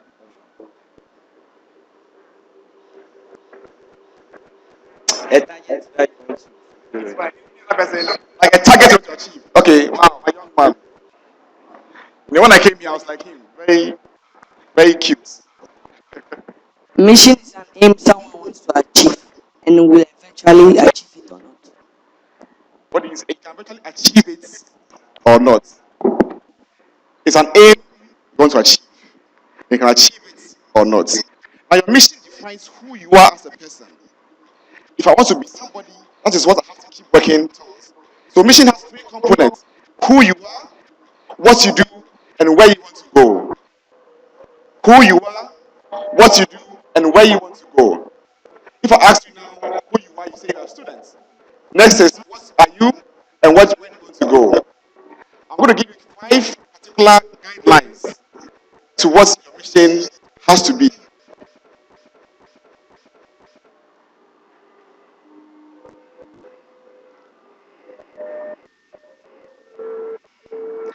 Now, I'm going to say that for every mission that you have in life, it has to be big, it has to be hairy, it has to be audacious, and it has to have a goal.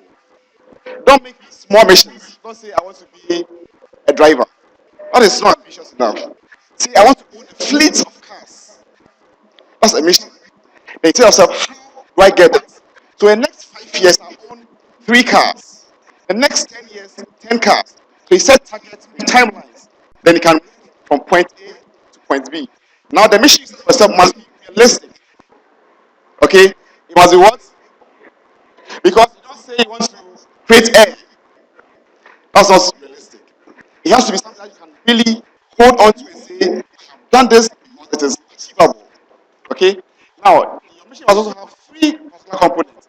It must define who you are as a person, what you stand for. Edgar mentioned ethics. What you stand for. Am I the person who is always late for meetings? Who dresses just anyhow to meet anybody? I must tell you what you have to also achieve what you want to get. Okay? So let's not have missions that are not attainable or achievable.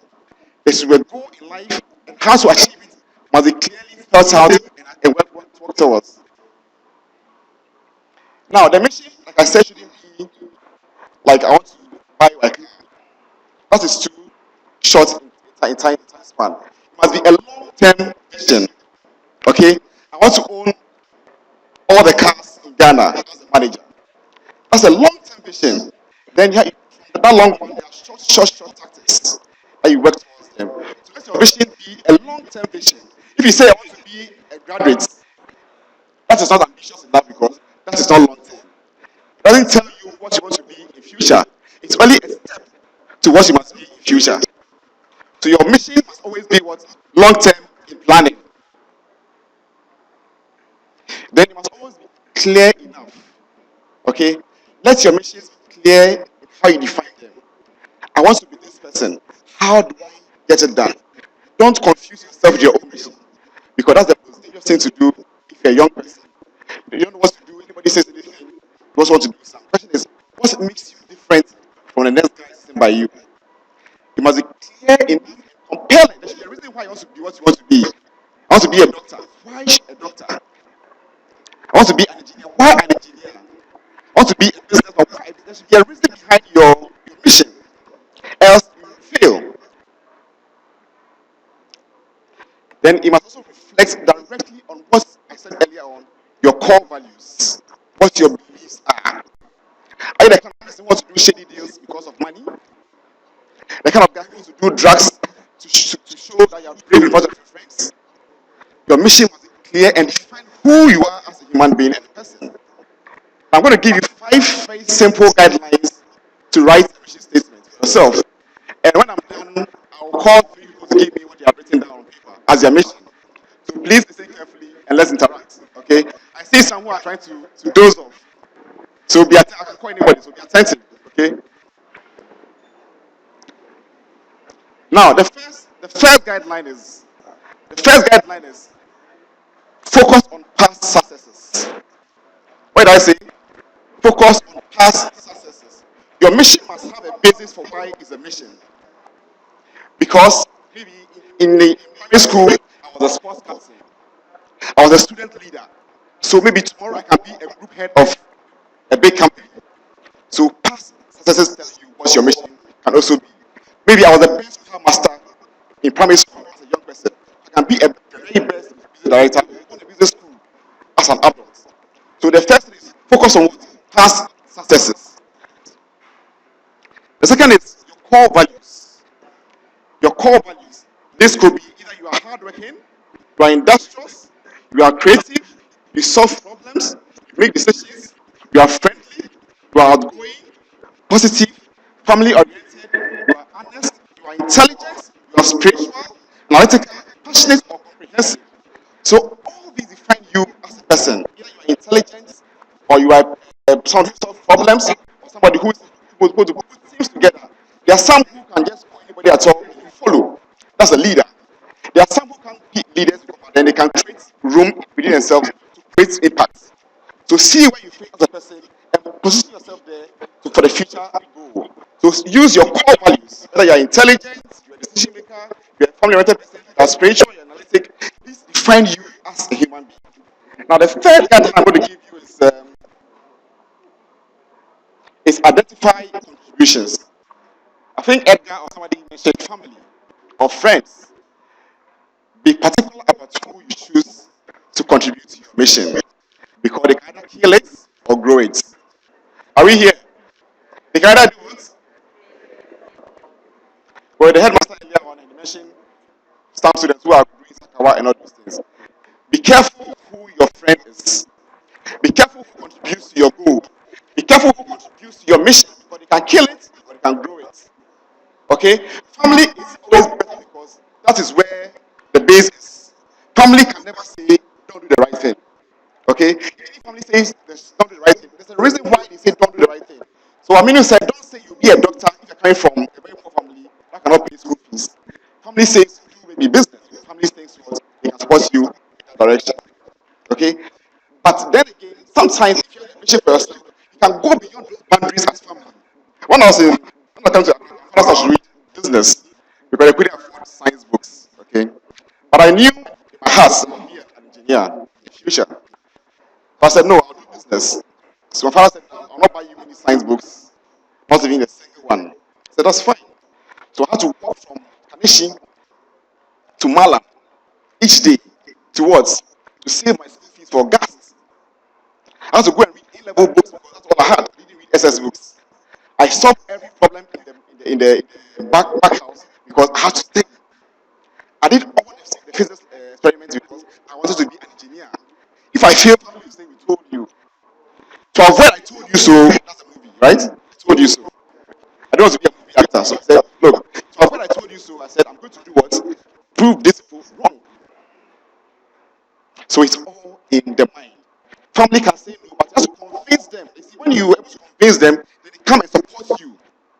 So from third year, my family came, okay, this guy is doing well in science, let's support him. So your vision must be something you own. death or life, you own it. But it must always be clear. And you must know who contributes to it. But they can either kill it or grow it. Now, you need to identify what the goals are. What goal do you want your mission to achieve? I became an engineer because I was with my dad when they were driving on the Kanda highway. They were doing the Kanda bypass then. And I saw something flying on the air. I was like, hey, what is this? They say it's called a bridge. I didn't know what a bridge is then. So I said, who designs and builds bridges? They said engineers. I said, okay, I'll be an engineer. So my goal then was what? Put cars from ground zero above the air back to ground zero. So my mission then had a goal to solve problems beyond what the ordinary will solve. Ghana didn't have a lot of flyovers then. There's a few. But I saw that as an opportunity to build my career in that area. So your goals, your career, your mission must solve a goal. The last point before I take my seat is your mission must always be written down. Okay? Your mission must always be what? Be written down, because human beings are born with forgetfulness. They say when God bless all of us, there's one common thing that He bless us with. Arefie. What's arefie? That's one thing God gave us all. We all have it. Arefie is a blessing. We all have it. But if you don't write, you forget. Now, beyond writing, what do? You share with your friend who understands your mission. Then they are your checkers in life. So he's my friend. I have a mission statement. I say, Kojo, this is my statement. In 3 years, you ask me, Emmanuel, how far with your mission? Okay, then I go back and say, hey, I have not really done anything. But if you write and it goes under the shelf, you forget. So always try to do what? Write your mission statement. It's very, very, very, very important. My dear friends, life will give you challenges. Okay, life will not be easy. I can tell you that life is always what you make of it. Today, when anybody calls me and says, where are you? I can't answer, because I have too many jobs I have to run. All I say is, please, what do you want?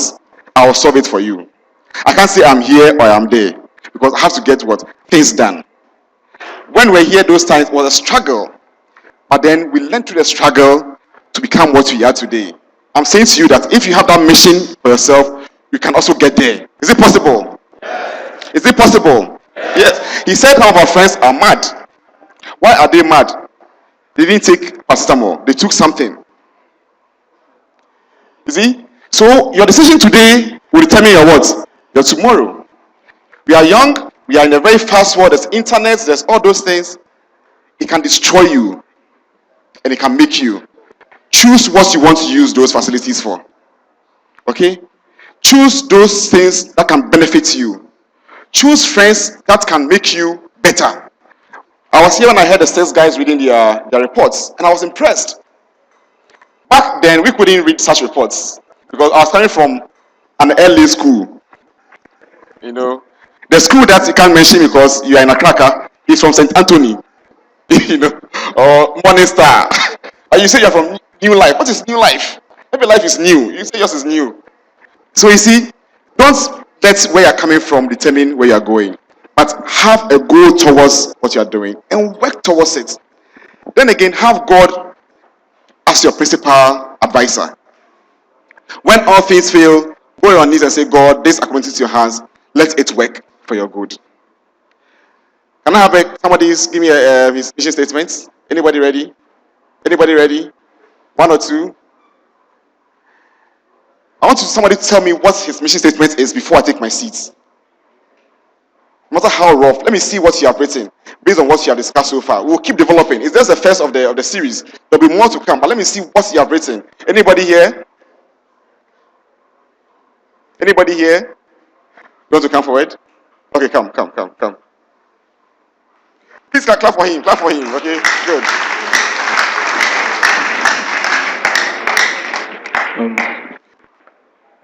My focus on my past success was always being helpful and also being able to lead. And my core values are hardworking and solving problems. My contribution is being careful of friends I'm going to choose, and also I'm going to take friends who are going to help me grow my missions. Helping others with medical problems, inventing new ways of solving problems, and also taking my studies seriously. And also, going to make sure I pass my WASI, get into the medical school for all the 7 years, and become a successful doctor and improve my medical history. Thank you. So he wants to make medical history, bottom line. That is his mission statement. Then he gave us how he's going to do that step by step. One more person, then we can close. One more person. Who else? On the back. Who else? Who else? Want to come? Okay. So my junior brothers, please take your life serious and work towards it. I want to end with a question by asking, who are you? Thank you very much.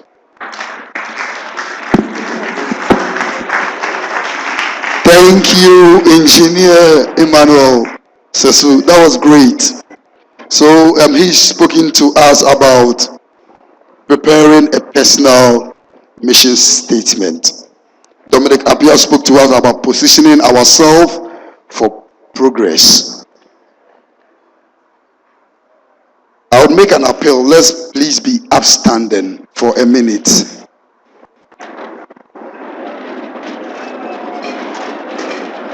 You see, when you were singing the school anthem, you were singing it like a dirge. But Accra is an action school. So we are going to sing the school anthem this time, but not as a dirge. We'll clap our hands like this. Aha, there we go. You have built nations of men. You made great men of them. Aha. Generations of scholars salute you. Black and gray acknowledge you.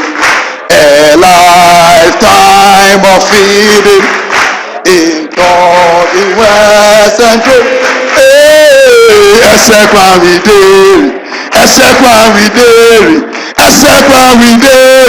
True to the Spirit we live.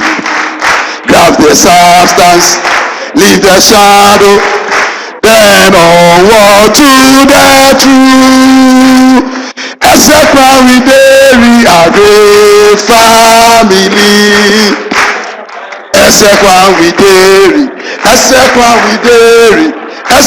We bury, true to the Spirit we live. Grab the substance, leave the shadow, so then onward to the truth. We bury our great family. Accra! Clap your hands.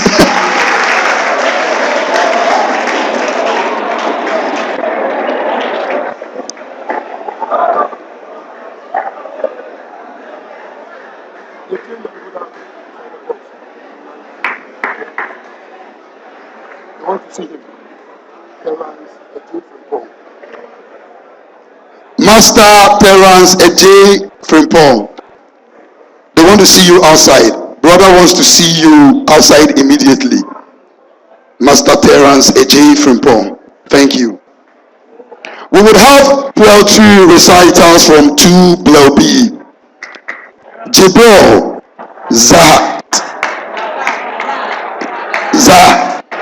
Gazat Muhammad. Is he around?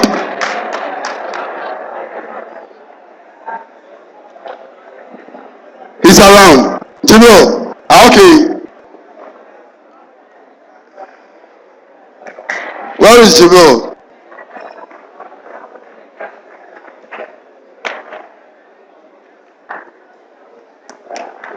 Oh, he's not around. Both of them are not around. Okay, then we would carry on. When they come, we would give them the opportunity to recite their poems. Our last speaker, then after that we'll have a Q&A session. A member of the Bleoo 97 family, a thoracic surgeon based in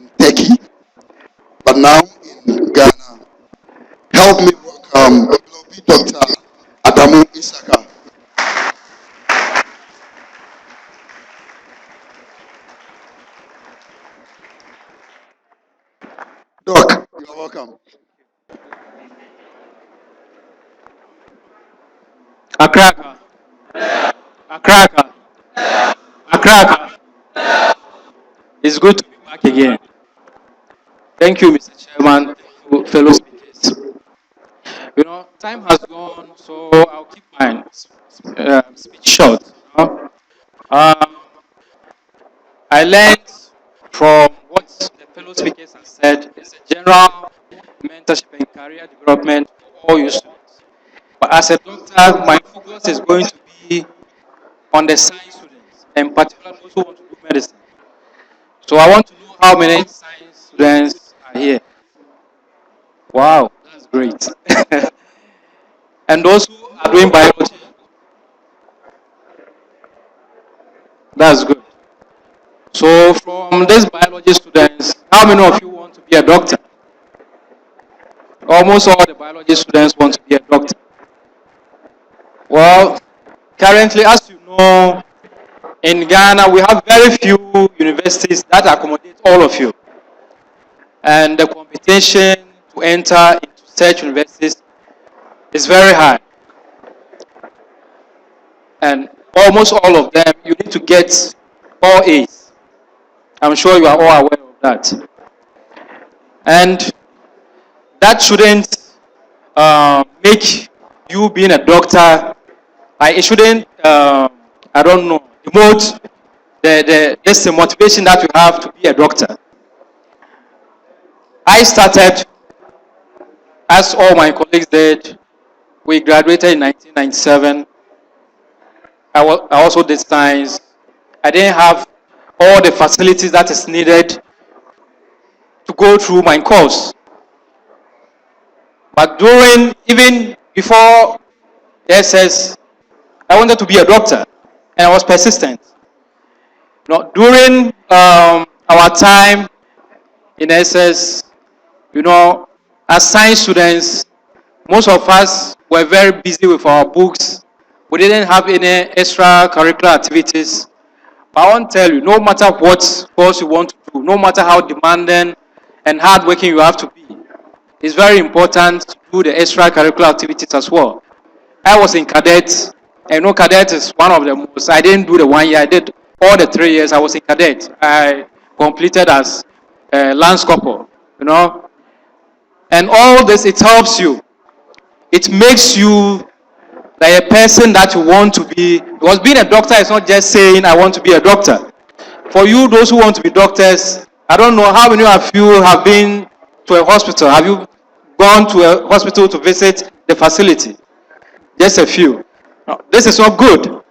If you want to be something in life, and this is the most important part of you developing your career development. This stage is the most important. So as you are here and you want to be, I don't know, whatever, you want to be a doctor, you want to be an engineer, you want to be anything, you have to have the interest. It's not only reading the books or listening to what your teachers teach you. No, you have to go around. There are so many hospitals now, a lot of private hospitals. You are here, you are fortunate, all the big doctors in Konuah, they are very close to you. And there is no doctor that you go and you tell them you want to do during your holidays, you want to do an attachment for a month or some weeks, and they will tell you, no, we don't have time for you. Every doctor who is in an institution is very fortunate, because to be a good doctor is to teach others to become good doctors. So, like, when I came back, I was doing my attachment in Konuah, in the cardio center. I met a rep. A rep is those who come and sell drugs. They present drugs, the new drugs that are in town. So he asked me, like, where did you graduate? And I said, Accra. And he was surprised, And he made me also surprised, because since I finished, I left for Turkey. I did my medicine. I did my specialization as well. So it's long years of studies. And he told me, like all the doctors that he has met, he's never met any Bleoo. I felt sad. Because we know our school is one of the best, and we have to provide good leaders as well. So I'm very happy at the moment we have a lot of you who want to be doctors. And I'm telling you, it's easy to make it. It's easy. You have to have the determination that you are going to make it. And as I tell you, because you have to know, there are some who start from the first year, when they get to the clinical side, then they will see that, no, that's not the course for me. That's what I'm telling you. If you want something, either it being engineering, medicine, whatever field it is, there are so many people around that you can go and attach yourself with them. But these days, the time has passed where you just sit and study and you become somebody. The competition is so high that for you to be where you want to be, you have to have extra something. What happens if all those who are doing science get all A's? What will happen? So now it will come to you who have been going and doing attachments. You know the field. You've met some doctors. You know how they work. You know how tedious their work is. Is it good for you? Can you do it? So all this, when you are right, when you are going for any job, now they ask for you to write a CV. And CV doesn't start when you start the university. It starts from now. And anything that you do, even in the school, you've been in the cadet, you've been in, I don't know, quiz, like doing quiz and all that. Now there are so many, I know at Accra, we have so many things that you can get yourself involved in. And you have to be active because it shows what you can do. Now we don't just want doctors who can just treat patients. We want doctors who have innovation, who can be good leaders. So all this, you cannot get it from medical school. Medical school will just teach you the anatomy of the human being, we teach you the drugs and all, and also how to treat the patients. There are some things, as you are here, where there are many students, you have very many friends, you choose from your friends who can help you. Somebody knows something that you don't know. You ask the person. Sometimes your teacher teaches you, but it's a colleague friend who understands it, who can teach you and you understand it better. So from what I'm telling you now, for those who want to become doctors, it's very important. It's very important. The key is hard work. Without hard work, then you just forget of it. And as I said initially, as we have few universities to accommodate the medical students, if in case you did your best, you had A's, B's, C's, they are all good. But because the competition is high, the A's will go and you not get a chance. Don't be discouraged. Now there are so many scholarships. If you have B's and C's, you can get, like if it's Turkey, every year there's a joint scholarship that they give to about 50 students, and mostly the scholarship goes for engineering and science students. So in case maybe you even had A's, but it happened you can't pay the fees for the medical, which is very costly. Sometimes you have to know the background of your family, whether they can afford. So if they can't afford, from now you have to be looking at the opportunities, because you want to be a doctor, but your family cannot pay for the fees. So you are the one who, as you go to the hospitals and be doing attachment, you ask around. If you don't ask around, you never know. There are so many scholarships around which none of you will know. Unless you go to the hospitals, you see the medical, those who are doing their courses, you go to the university, you ask the senior students, they will guide you. And in case of, if you get a good grade and you want a scholarship outside of Ghana, especially if it's Turkey, I can help with that. But as I say, the key is to work hard and get good grades. At least, like, it shouldn't be worse than a C. If you want to be a doctor outside. In Ghana, if you have B or C, that's out. But I want to tell you, there are opportunities now. There are students. When I came and I was going for when you come from outside, the Medical and Dental Council has to certify you. And we are about 5 specialists. But there were lots, about 90 medical students from Ukraine, Russia, China, Turkey. So there are students around who have the scholarship. But because I stayed in Turkey, I know the system and I can help with that. And I know the connections to get for the other scholarship as well. So you have to keep focus. You can't say you want to be a doctor or an engineer or whatever. Whatever you want to be, it demands your hard work. What my other colleagues have said about how you use your time, the networking and all that, so I'm not going to that. I'm just specifically going to put the emphasis that you have to be serious with your studies. You know how, when we were together, we used to do, I was a day student. But before I go after school, I sit with my colleagues. We sit and discuss what has been taught. If I don't understand anything, I ask someone who knows, he teaches me, I teach him something.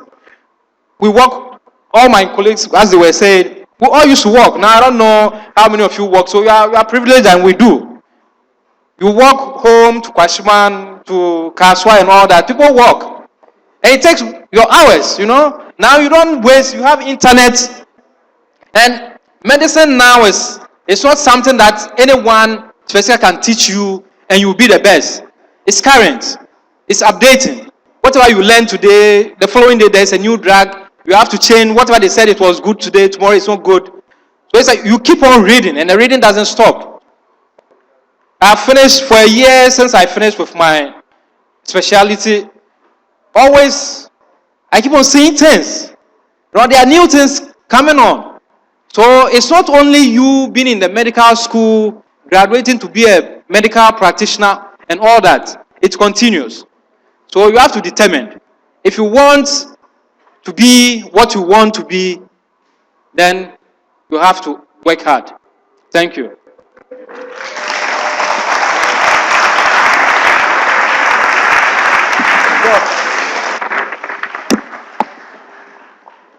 Thank you, Dr. Adamu Isaka. He's a surgeon. Huh? He's spoken to us. I hope you take it. He spoke to us about the fact that your CV starts now. And he said the key to success is hard work, be focused, and never stop reading. Never stop reading. Do we have our friend to recite the poem? Is he ready? Okay, let's welcome Mutasam Ibrahim.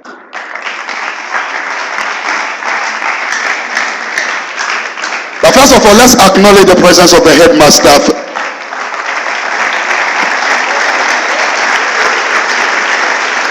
Oh, that is not good enough.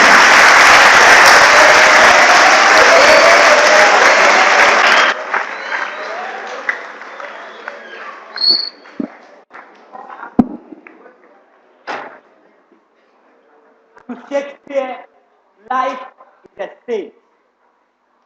True. See, Muktasam, I don't know much, but I tell you, life is a stage performance without rehearsal. You learn and you perform at the same time. And sometimes it's annoying, but we don't mind. I sit down to think about all the wrongs I would make right if the past resurfaces. But that's never going to happen because lost time can never be recovered. And that's a fact of life. See, I don't need to prove it. Because a great man says that's the principle he stood with. So he made a precious of every precious text, and you can't imagine where it took. No wonder he's the first person that comes to mind when you talk about moments. You know what the elders say? A cow never realizes the importance of its tail until it loses it. And in that same vein, a human never realizes the importance of time until he uses it. So I heard a musician say, Akwadahu Dachina. Because the future looks so bright even in the night, and that makes him think there is more time ahead. So instead of using it wisely, he rather wastes it and ends up being the opinion. So trying to hear wondering how time flies like birds in the sky. So he's compelled by life and time to paint a picture of his agony for the world to see. It's not going to be a perfect picture, but that's how it's supposed to be. I'm telling you this with passion, so you could be mindful of your actions, so you could take a break and think again. But if you have a dream to chase, then you don't have time to waste. Yes, you don't have time to waste, but at least allow me to introduce myself. My name is Professor Ibrahim, and my poem is titled Life and Time. Thank you. That was great. That was great. Thank you, Ibrahim. Thank you very much. That was very insightful. We'll be listening to the headmaster of the school, but permit me to inform you that after everything we have IDM 30, and you know what it is, refreshments.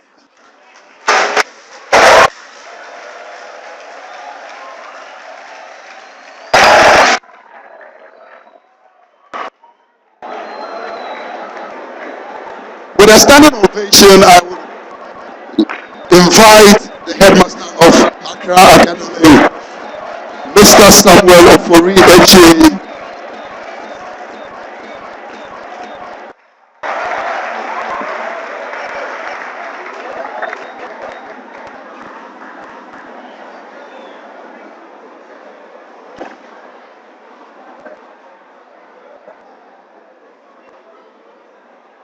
Well, I didn't come here to make a speech. I just wanted to see what your seniors have been doing, because when they came this morning, they were with me in the office and we spoke a bit. I am very sure the past 2.5 hours or so, you've gained a lot. Is that correct? Then give them a round of applause.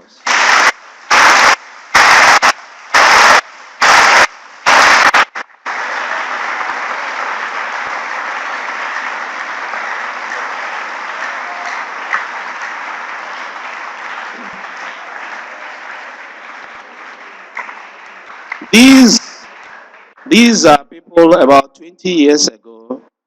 They were students like you about 20 years ago.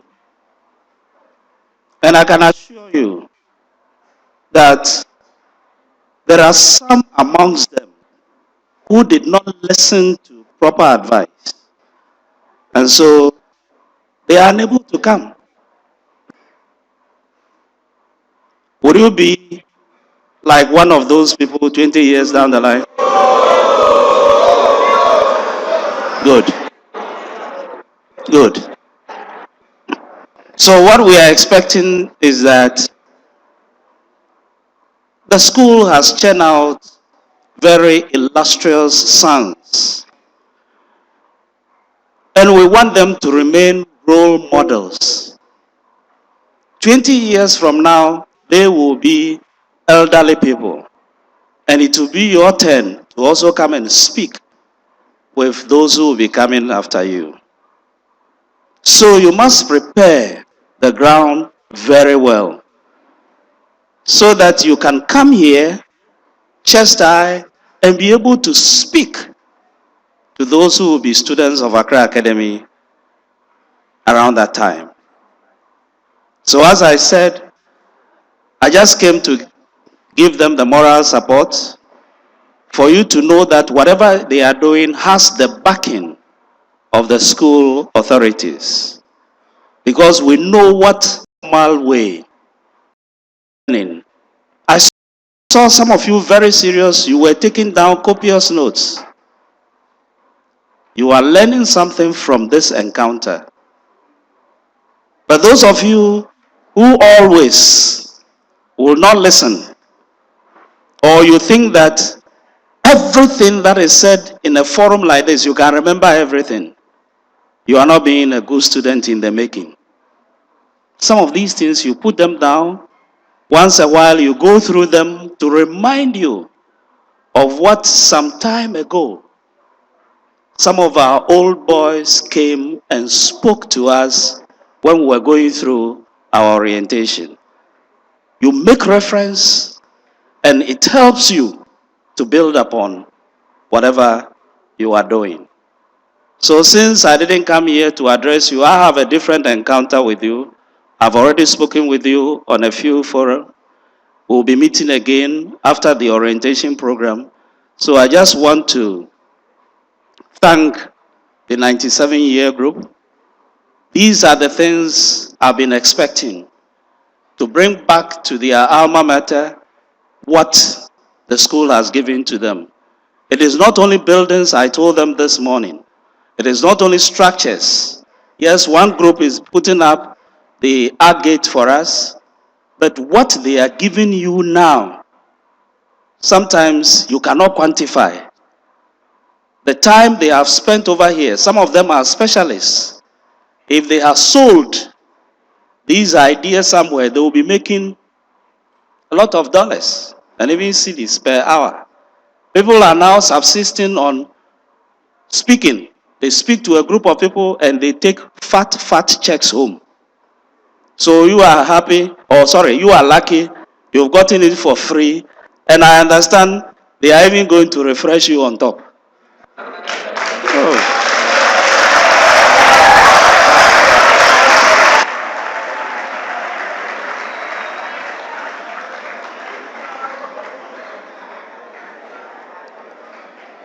Therefore, you are going to promise on your honor. Huh? Are you listening?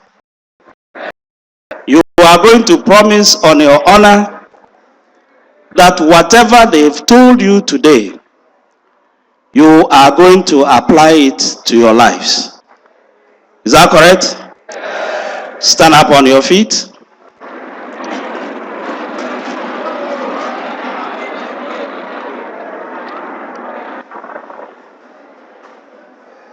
Put your right hand on your chest.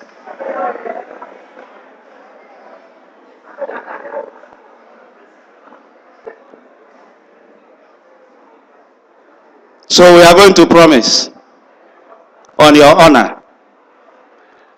And you ask your seniors, what I'm doing today, you let me grab you when classes are in session and you are joking outside. Ask your seniors. So you are going to promise on your honor.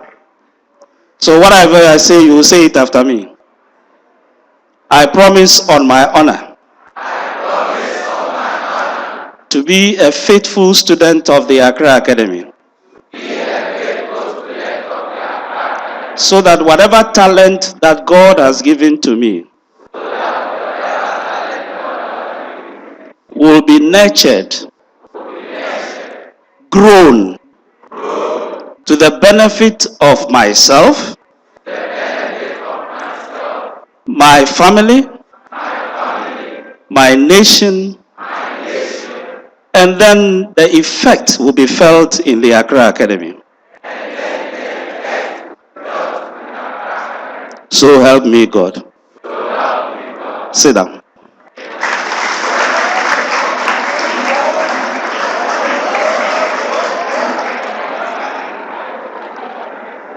So you see, you have signed a certain contract with me. We have signed a contract. Oh. If I don't fulfill my part, you hold me to it. So if you also don't fulfill your part, I'll hold you to it. I've seen that you are a very orderly group. Okay? I've been having encounters since I came here with students, but you seem to be a bit more organized.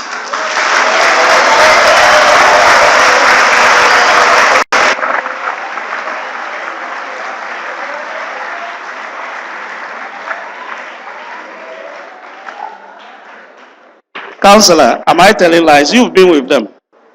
This is the impression I have. Okay. This is the impression I have. I've not encountered you several times, but first impressions create lasting impressions. So I want you to keep it up, and I'm sure what you've benefit from today will help you to achieve your goals in life. Thank you very much. Thank you, Mr. Headmaster.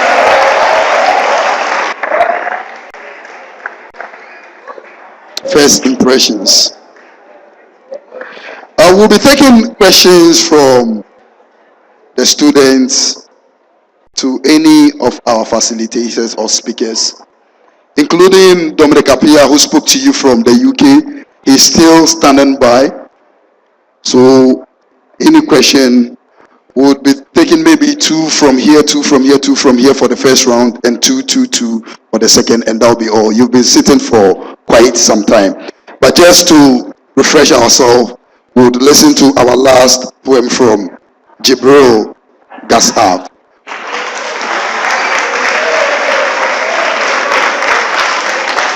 Accra, Accra, Accra, Accra. They claim they are leaders. They say they are fathers, but deep in their hearts, the haters. Sincerity has escaped their hearts. Dishonesty has taken over their innermost parts. Our resources are distributed amongst themselves, rendering us gullible with whatever they say. They will come in cheap clothing when they lack the needed power. Suffocate us with big grammar when they climb the tower. The nation is in turmoil. The nation's progress is at stake. Our mothers are suffering. Innocent children cry for help. Hard-working men struggle to make ends meet. What wrong have they done? Of course, none. We live in an unjust world. The innocent continue to suffer the manipulations of the wicked.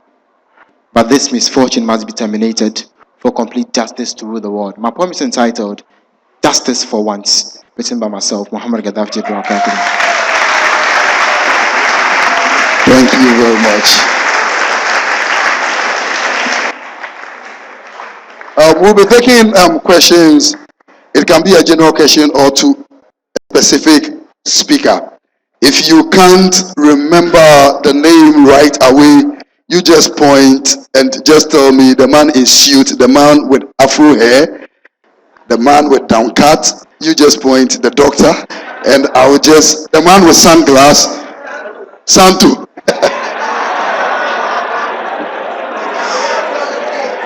Don't give the headmaster a bad impression. Oh. He just recommended you. The man with Santu. Okay, so if you have a question, you just raise your hand. We'll pick two from here, and two from the other side. I'll bring the microphone. Okay, I saw your hand, so please be upstanding. I'll come to you. I'm coming briefly. Wait. Second person here, two here. Oh, all from here. Don't we have anybody from the back on this lane? Two. Okay, so please, you to be upstanding. Do we have any two from here? No, please, I'll come back to this lane. Any two here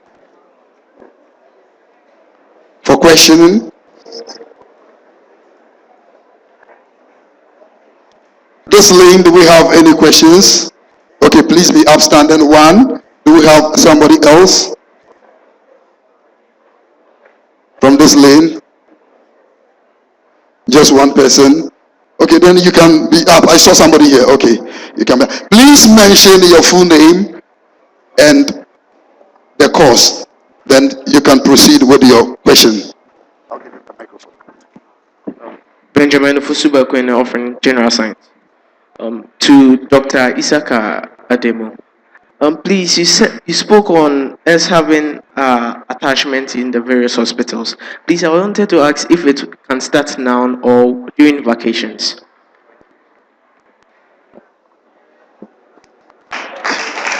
Let all of them ask the questions, then they will respond. So please come forward.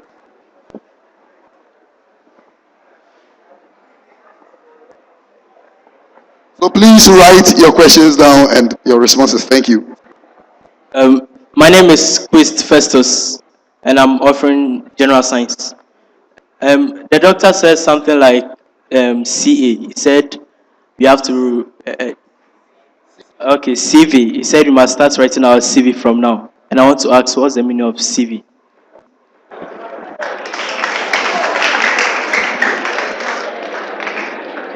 My name is Emmanuel Jetun Afari, offering general science, and this goes to Mr. Ahasan. You said something about belief, and my question is maybe someone of let's say general science, and he wants to become maybe a medical doctor in future, but maybe when he works hard, the result he gets, he's not too enthusiastic about that result. His head is not geared towards like science. How can I help that person, or how do you help that person?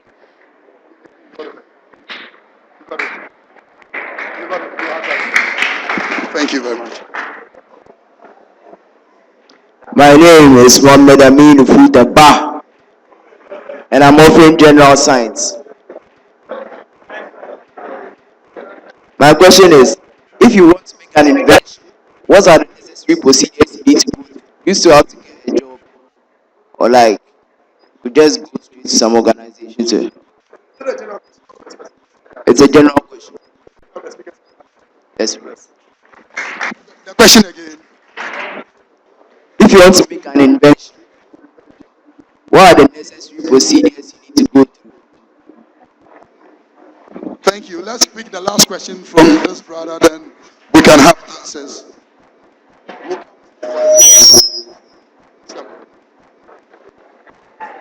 My name is Emmanuel Dankwa, and my question is a general question. I want to ask, if I want to be a computer programmer, can I choose to do visual art before I'll go and do a computer programmer in the university, or I should do science? Thank you. Thank you. This will be our first round of questions. The person is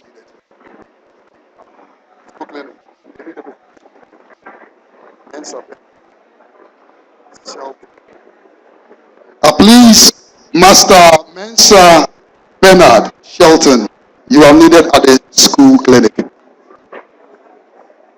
Mensa Bernard Shelton, thank you.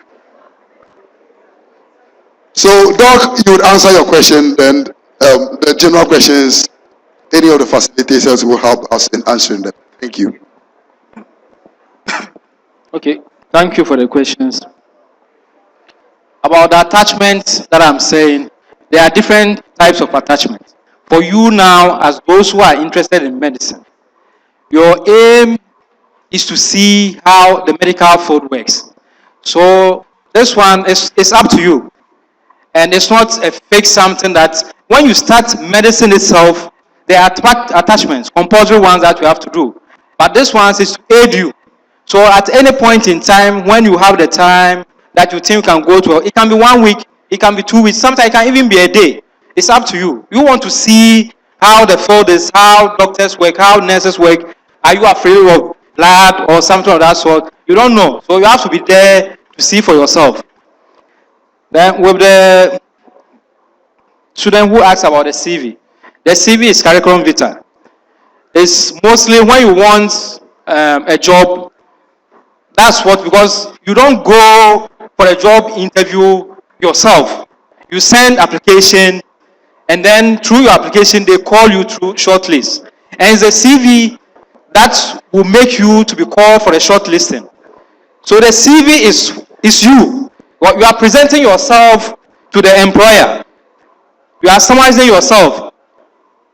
So now is, as you said, it's the same. When we're in SA, we didn't know. We started when we had finished university. Then we started what CV? How do you write CV and stuff?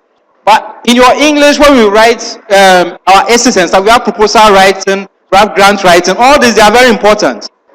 Well, in actual sense, we use them. So this is the time that when you start, you can write. You start with a small thing, your primary, your GSS, SS, whatever you do, whatever awards you get, you put it inside. After some time, then you format it and put it in a good form. Someone was asking about internship or invention. I'm not very sure. Invention. You want to invent something. What invention is huge. You have to know what is it in the medical field that you want invention. Is it in the engineering field? Well, in medicine, just bringing out a better drug than other one is invention. Bringing out a procedure which is better than what is being used is invention. So you have to know what invention you want. Is it you want to develop something that you want to have a patent for? So there are so many inventions. It's up to you and what type of invention that you want. Okay, is it satisfactory or?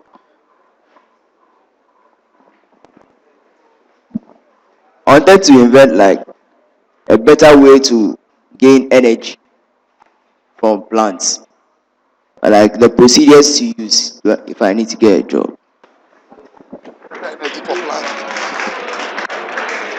Oh, now the thing is with invention, whatever it is, scientifically, whatever you want to do, there are process that you have to go through.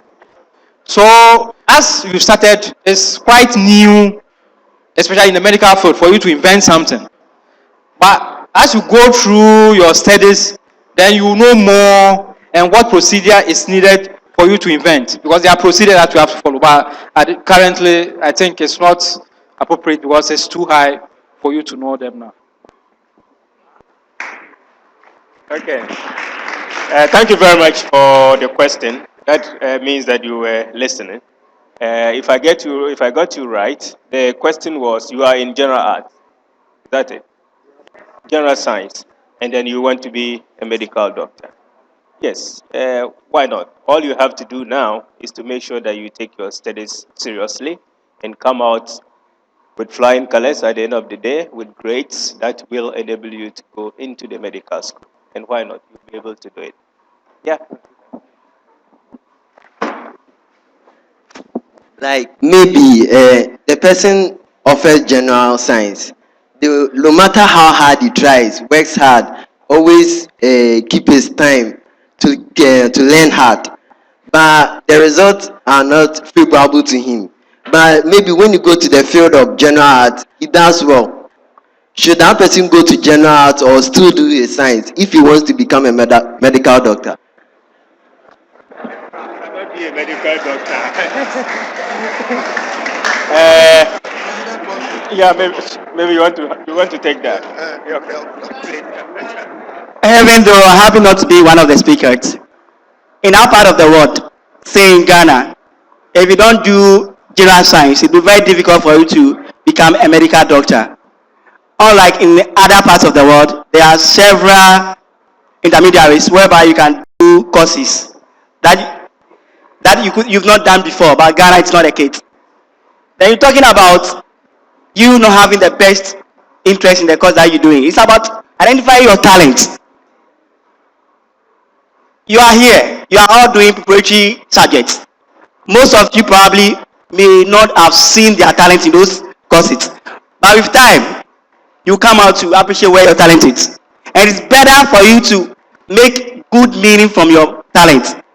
We saw the Vodafone icons displaying their own stuff. They were the winners of the maiden edition.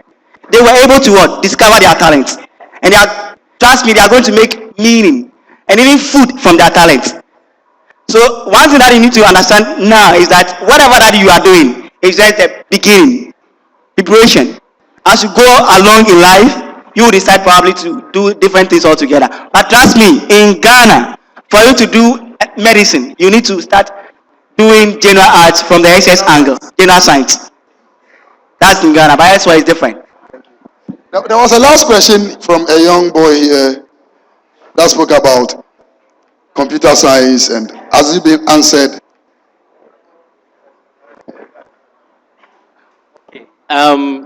For some of the courses, I mean, you want to do programming. It doesn't really matter what you do. You can still do programming. Whether you do science, you do visual arts, and so on and so forth. And the point is being dedicated to it. For those doing programming, you might need a little mathematics, but it's doable. It's doable. I just wanted to add in terms of the medical school. Now, University of Ghana is doing something different now.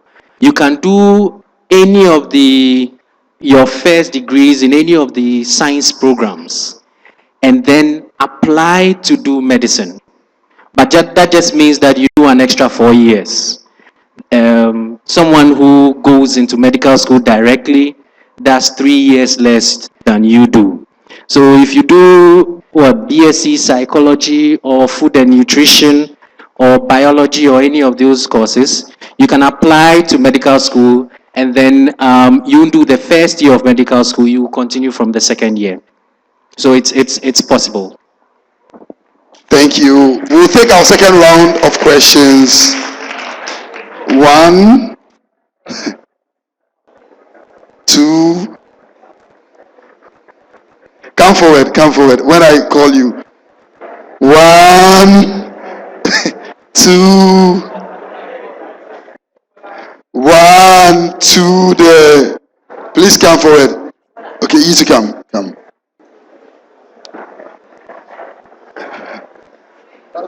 There are still more questions. Should I take like some two other people? I should carry somewhere. Hey, some people are coming. I didn't call them. Oh. Did I call you? No, no, please.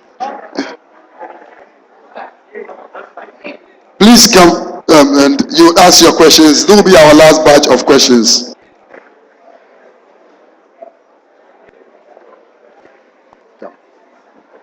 You mention your name, the course, and you ask a question. If it's a specific question to any of the speakers, let us know. If it is a general question too, let us know. Thank you. My name is Emmanuel Orodukese, and I'm offering business. My question is, at times our parents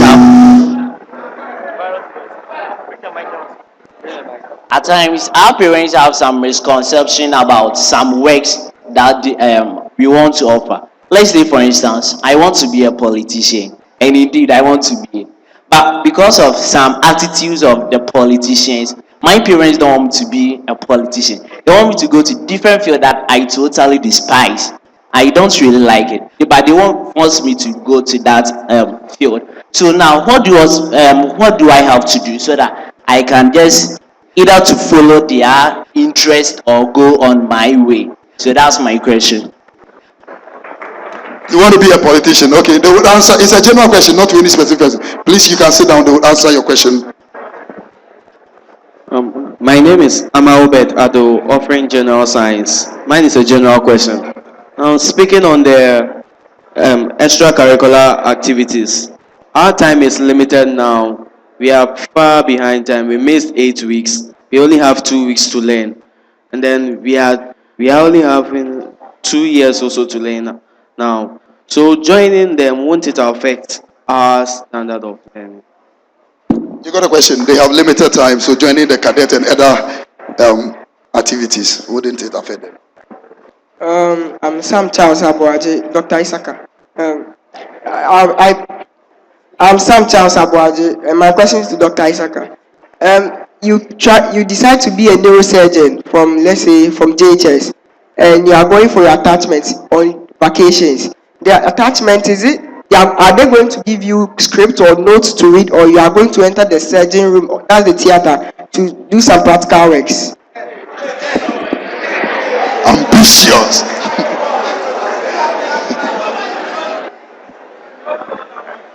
Okay, my name is Zakaria Rafik. I'm offering general science. My question is a general question, but directly to the engineer. I wanted to ask, I want to offer petrochemical engineering, but I don't know more about the field. So I wanted you to brief me a little about the course and the country in which I should pursue it. Whether Ghana. Sir, my name is non-binary and I'm a general science student. My question is that I want to be a neurosurgeon, but my mathematics is not really good. But I'm perfect at geography and biology. Now, I want to ask that, should I go into the study of astronomy or I should still follow my dream of becoming a surgeon? My name is Ni Taki Kodukwe. I'm a general science student, Form 1. I want to be a medical doctor, but I wanted the doctor to please tell me, like, on the way to becoming a doctor, how the journey is, so that I also have a gist of how it is. So He wants to know the journey, whether it is rough road, smooth road, with curves or something. That is a good question. Okay, I'm Wilberforce Mirikwapia, a business student, and this to the senior Emmanuel, the engineer. He says something on the guidelines to write mission statement. The first one is focused on your past success. And I wanted to ask, what if you don't have a past success? I'm not done, please. Also, concerning the identifying your talent, most of us don't know our talent. So, what are some, or how do we get to know our talents? And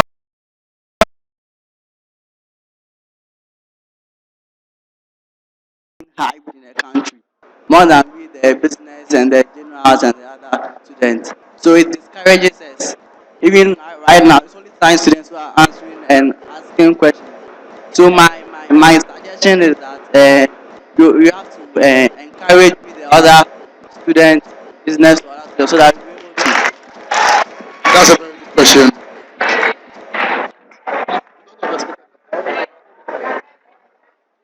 Good afternoon. My name is Ngole Ngole Brian. Ngole Ngole Brian. I'm a foreign student. I'm from Cameroon. So I'm here in Ghana. I'm just confused, to be sincere, because right now I don't know the career I'm going to choose, because I came to Ghana here to come and like where I want to study marine. I want to be a sailor. So my parents now send me to this school that I should come and study. I should learn some. I'm just confused. I don't know which. I don't know the career. That is his question. He is confused. It is a genuine question. He's all the way from Cameroon. He wants to be a marine, and he said sailor, and he doesn't know what to do. He's confused. Okay, our resource persons will attempt to answer your questions.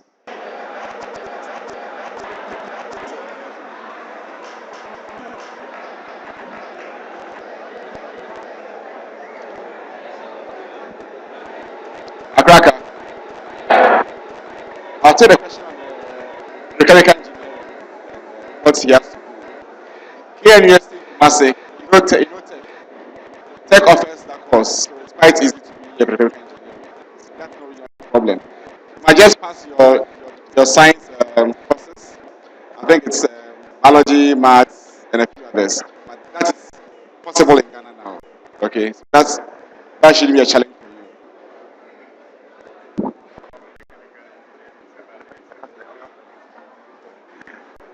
Now, the other thing too is that you must also study the trend of oil and gas industry in Ghana. Okay. Now, for the past 3 years, the oil industry is going down. So the career in the oil business in the next 10 years will not be as lucrative. Because oil is a natural resource. When the drilling gets finished, what do you do?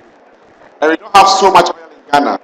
Okay, so people who want to do oil and gas get disappointed. There are a lot of layoffs in Tano oil as well as customers. So be careful what career you choose and the long term effect. As I said, the mission must be a long term goal.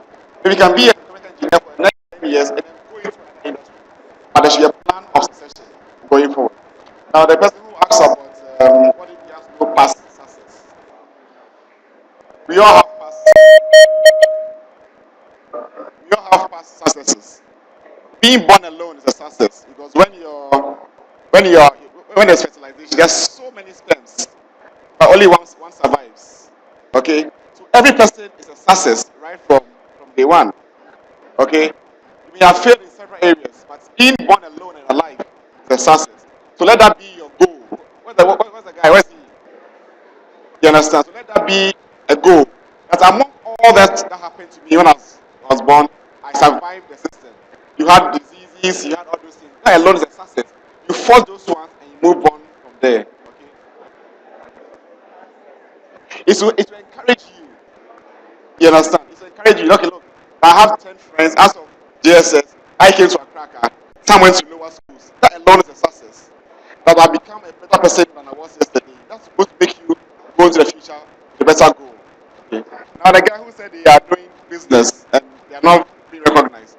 Most of my colleagues here are business students. Okay. The science guys things don't really come out large. Like doctor said, how many? You see a few doctors out of medical school, a lot of businessmen, a lot of artists, a lot of. So don't let that discourage you. Okay, know what you want to do and stand alone in the crowd. Even if there are 1,000 people who are succeeding, be unique and stand out of the crowd. Okay, is it fine? I think that is. And then agric science. There's a course in tech called agric engineering. Okay, they do close to mechanical engineering, but they feel a little of a difference. So there's a lot of opportunity out there that we can explore. I think what we'll do is that maybe we'll come back for smaller clinics for the various groups. They can take all the questions on properly. Okay. Thank you. Thank you. Please, because of time, you've been sitting for hours. We'll give you an email address where you can send your questions. We'll reply through that. But for our brother from Cameroon, they say like,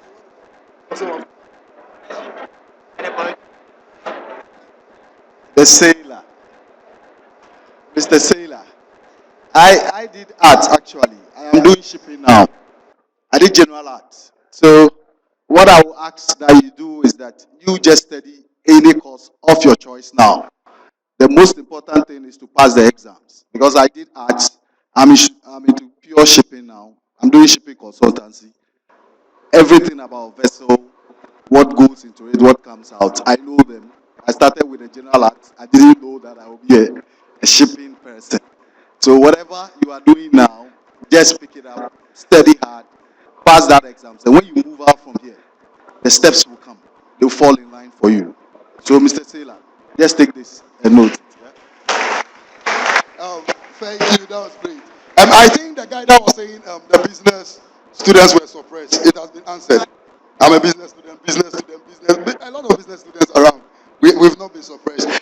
Somebody asked the question. The doctor would answer the questions related to, and there was one question about mechanical engineer. He would take that one, and he will speak about the question on talents, and we'll be bringing the program to an end. Attachment.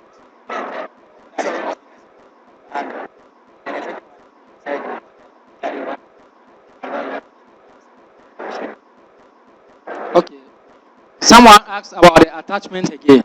The attachment, as I'm saying, for you first year students, it's observation. You are not going to do anything, you are not going to do any treatment.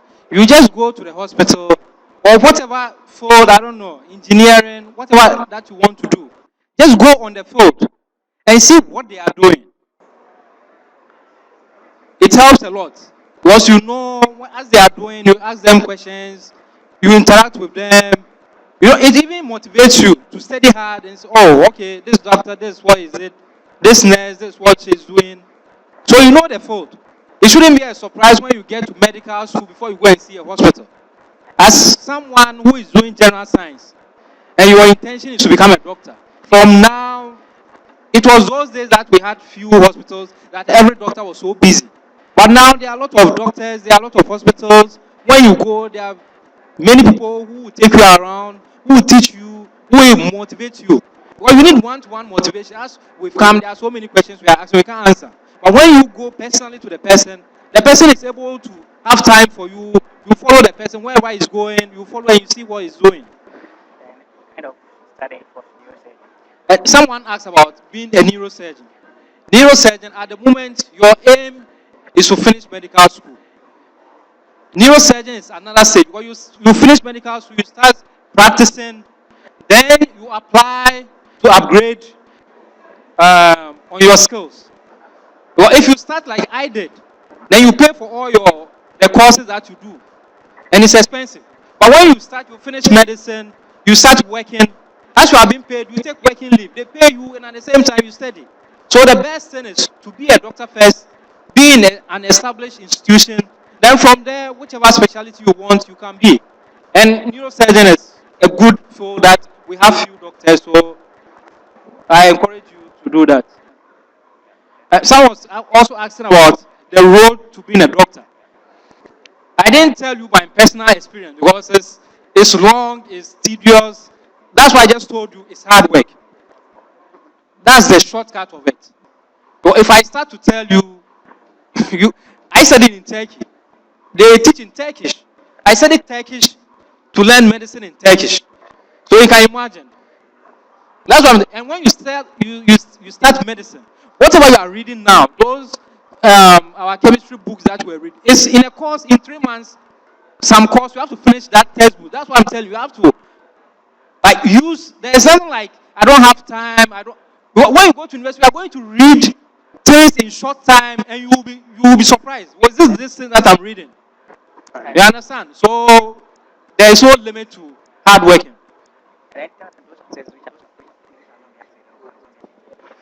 Oh, clap your hands. A round of applause. Because we are of time, for those of you that have questions, I am giving an email address. When you get back home, you can ask the questions. We'll answer them. For those of you who have asked questions right now that has also not been answered, try and ask it again on this platform. We'll be able to get back to you. And the email address is Albert, one word, ALBERT, Albert at BBEmpire.ws.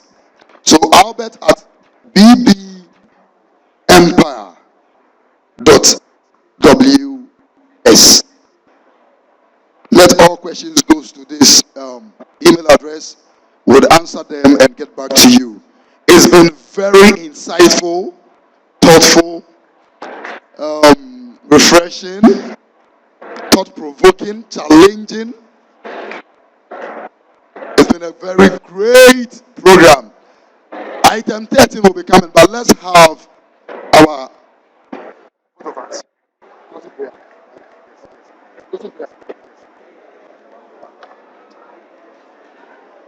before we bring it to an end, we will listen to the chairperson's closing remark. Thank you very much. Accra, Accra, Accra. Thank you. I believe that we've had a very insightful session, and most of you have had the privilege to learn a lot of things from the seniors who have made it and they want to give back to Accra Academy.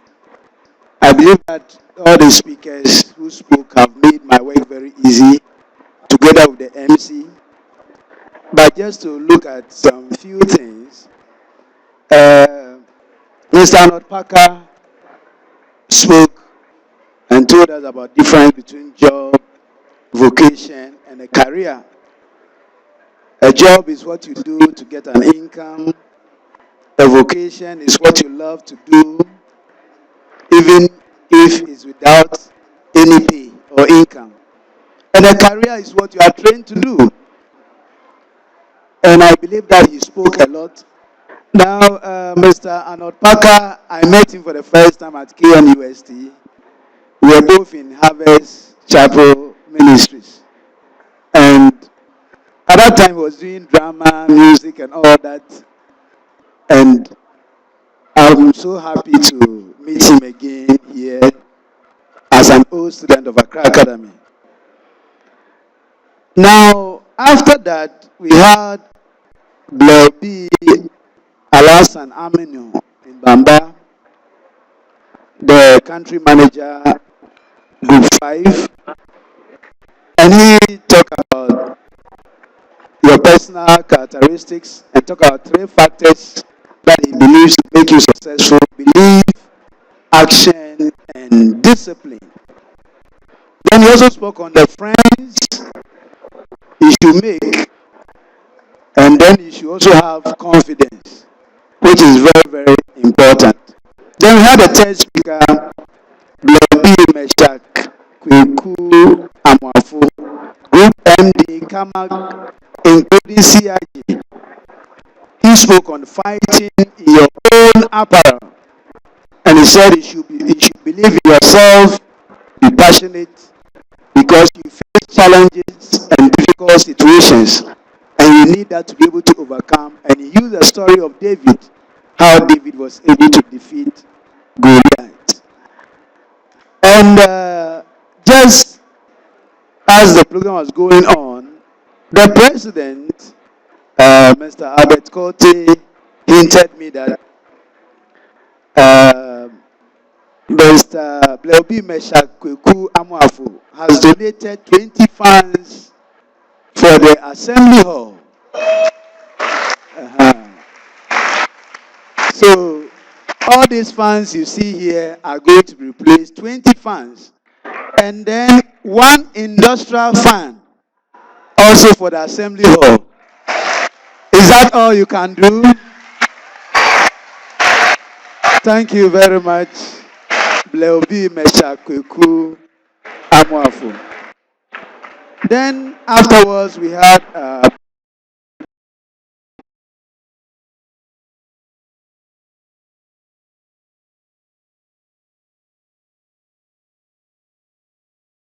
very hard because when they were putting this program together, just a few days ago, my phone got missing and communicating became a problem, but we were able to go around it for this program to come on. So a lot has gone into it. They've devoted their money, their time, some sponsors, and they've even provided item 13 for you.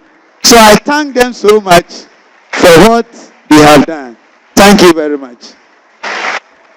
Thank you, Mr. Chairman. Thank you, Mr. Chairman. We are bringing the program to an end. Let's, for the last time, acknowledge our sponsors, CIG, CCT, AFP, TV Africa, Exigency Ghana, and Nestle Ghana Limited. A round of applause for our sponsors. I've been your MC. My name is James Achilakwa Jr. But let me introduce some few of the remaining Bleoo B97 who are here present. Bleoo B Henry Kwe,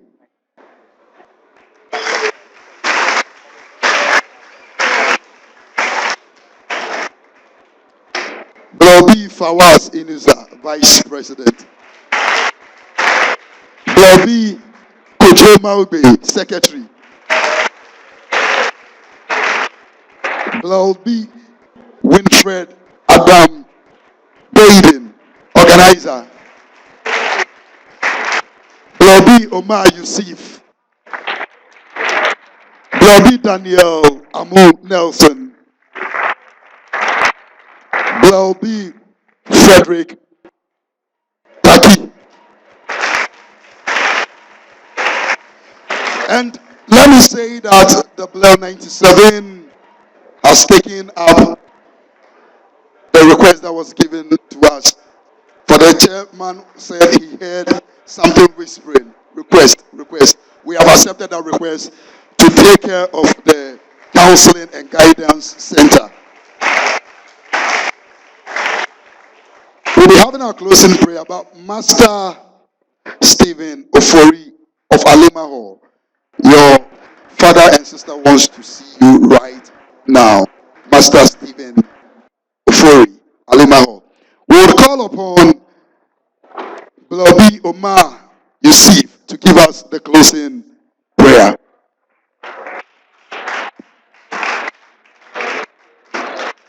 In the name of Allah, the most gracious, the most merciful, we thank Almighty Allah for this memorable program which we've come back to our school to have with our young ones. Most of them are young ones. And we thank him for guiding us to be able to advise them on what we all want them to be in future. And we thank you for guiding them again so that they would be able to see through their future, so that in the coming years they will also come back and give to their alma mater. Amen. Amen, amen, amen, amen. Thank you all for all that you have done. We'll be here next year. We'll be meeting another group of first years, freshers, and you will be in SS2. We know 20 years from today, you would also be here talking to freshers. But please, item 13 is available, but relax. Our chairman would direct you on how to take it from the back there. So the program has come to an end officially. God bless you all. But please be seated. Be seated. The counselor will direct you on how to go for your item 13.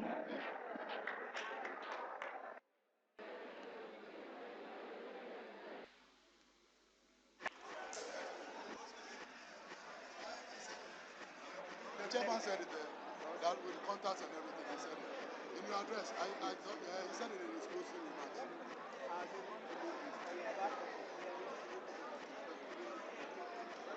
Original.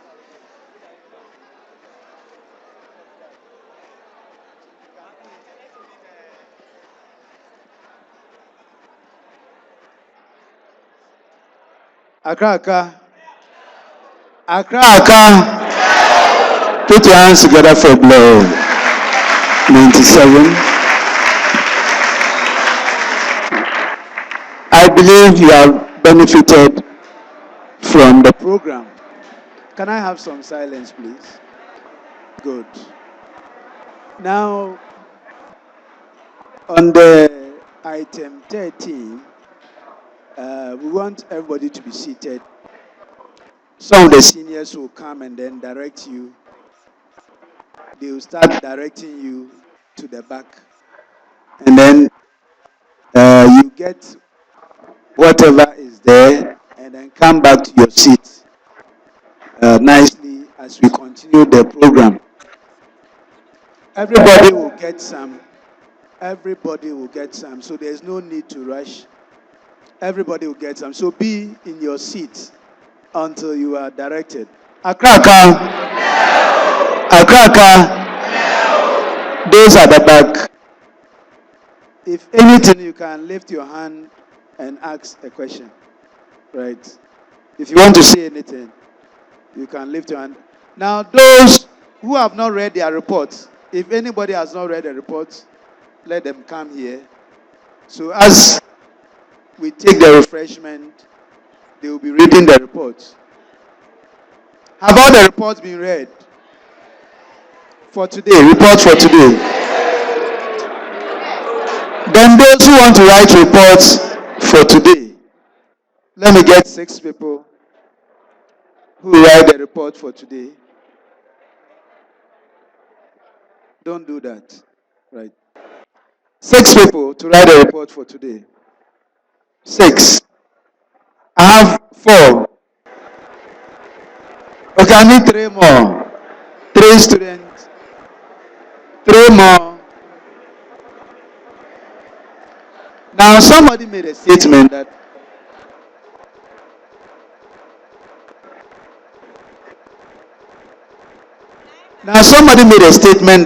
the art student or business have been neglected. Nobody has neglected anybody. Life is full of choices. And you get what you fight for. Opportunity was given for people to ask questions. And none of you came forward to ask a question. So when an opportunity is given and only science students move forward, they will take the opportunity and you will be left behind. So all of you have equal opportunity. When I said I need 6 people, where are the business people? I need 3 business guys to come. Okay, if you are doing business, lift your hand. Yes, if you are reading business, let me see your hand. You see, they are denying business. You can see.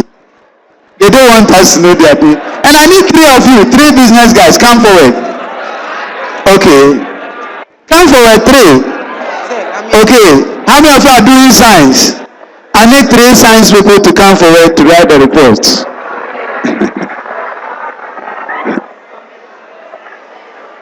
fail. So life is made of opportunities. When you are given the opportunity and you don't come, somebody will take it up. Are you okay? So how many do I have here? How many do I have here? Are you writing a report? Gazaf, are you writing a report? What program are you reading? Science. Are you writing a report? What program? General arts. Business. Are you writing a report?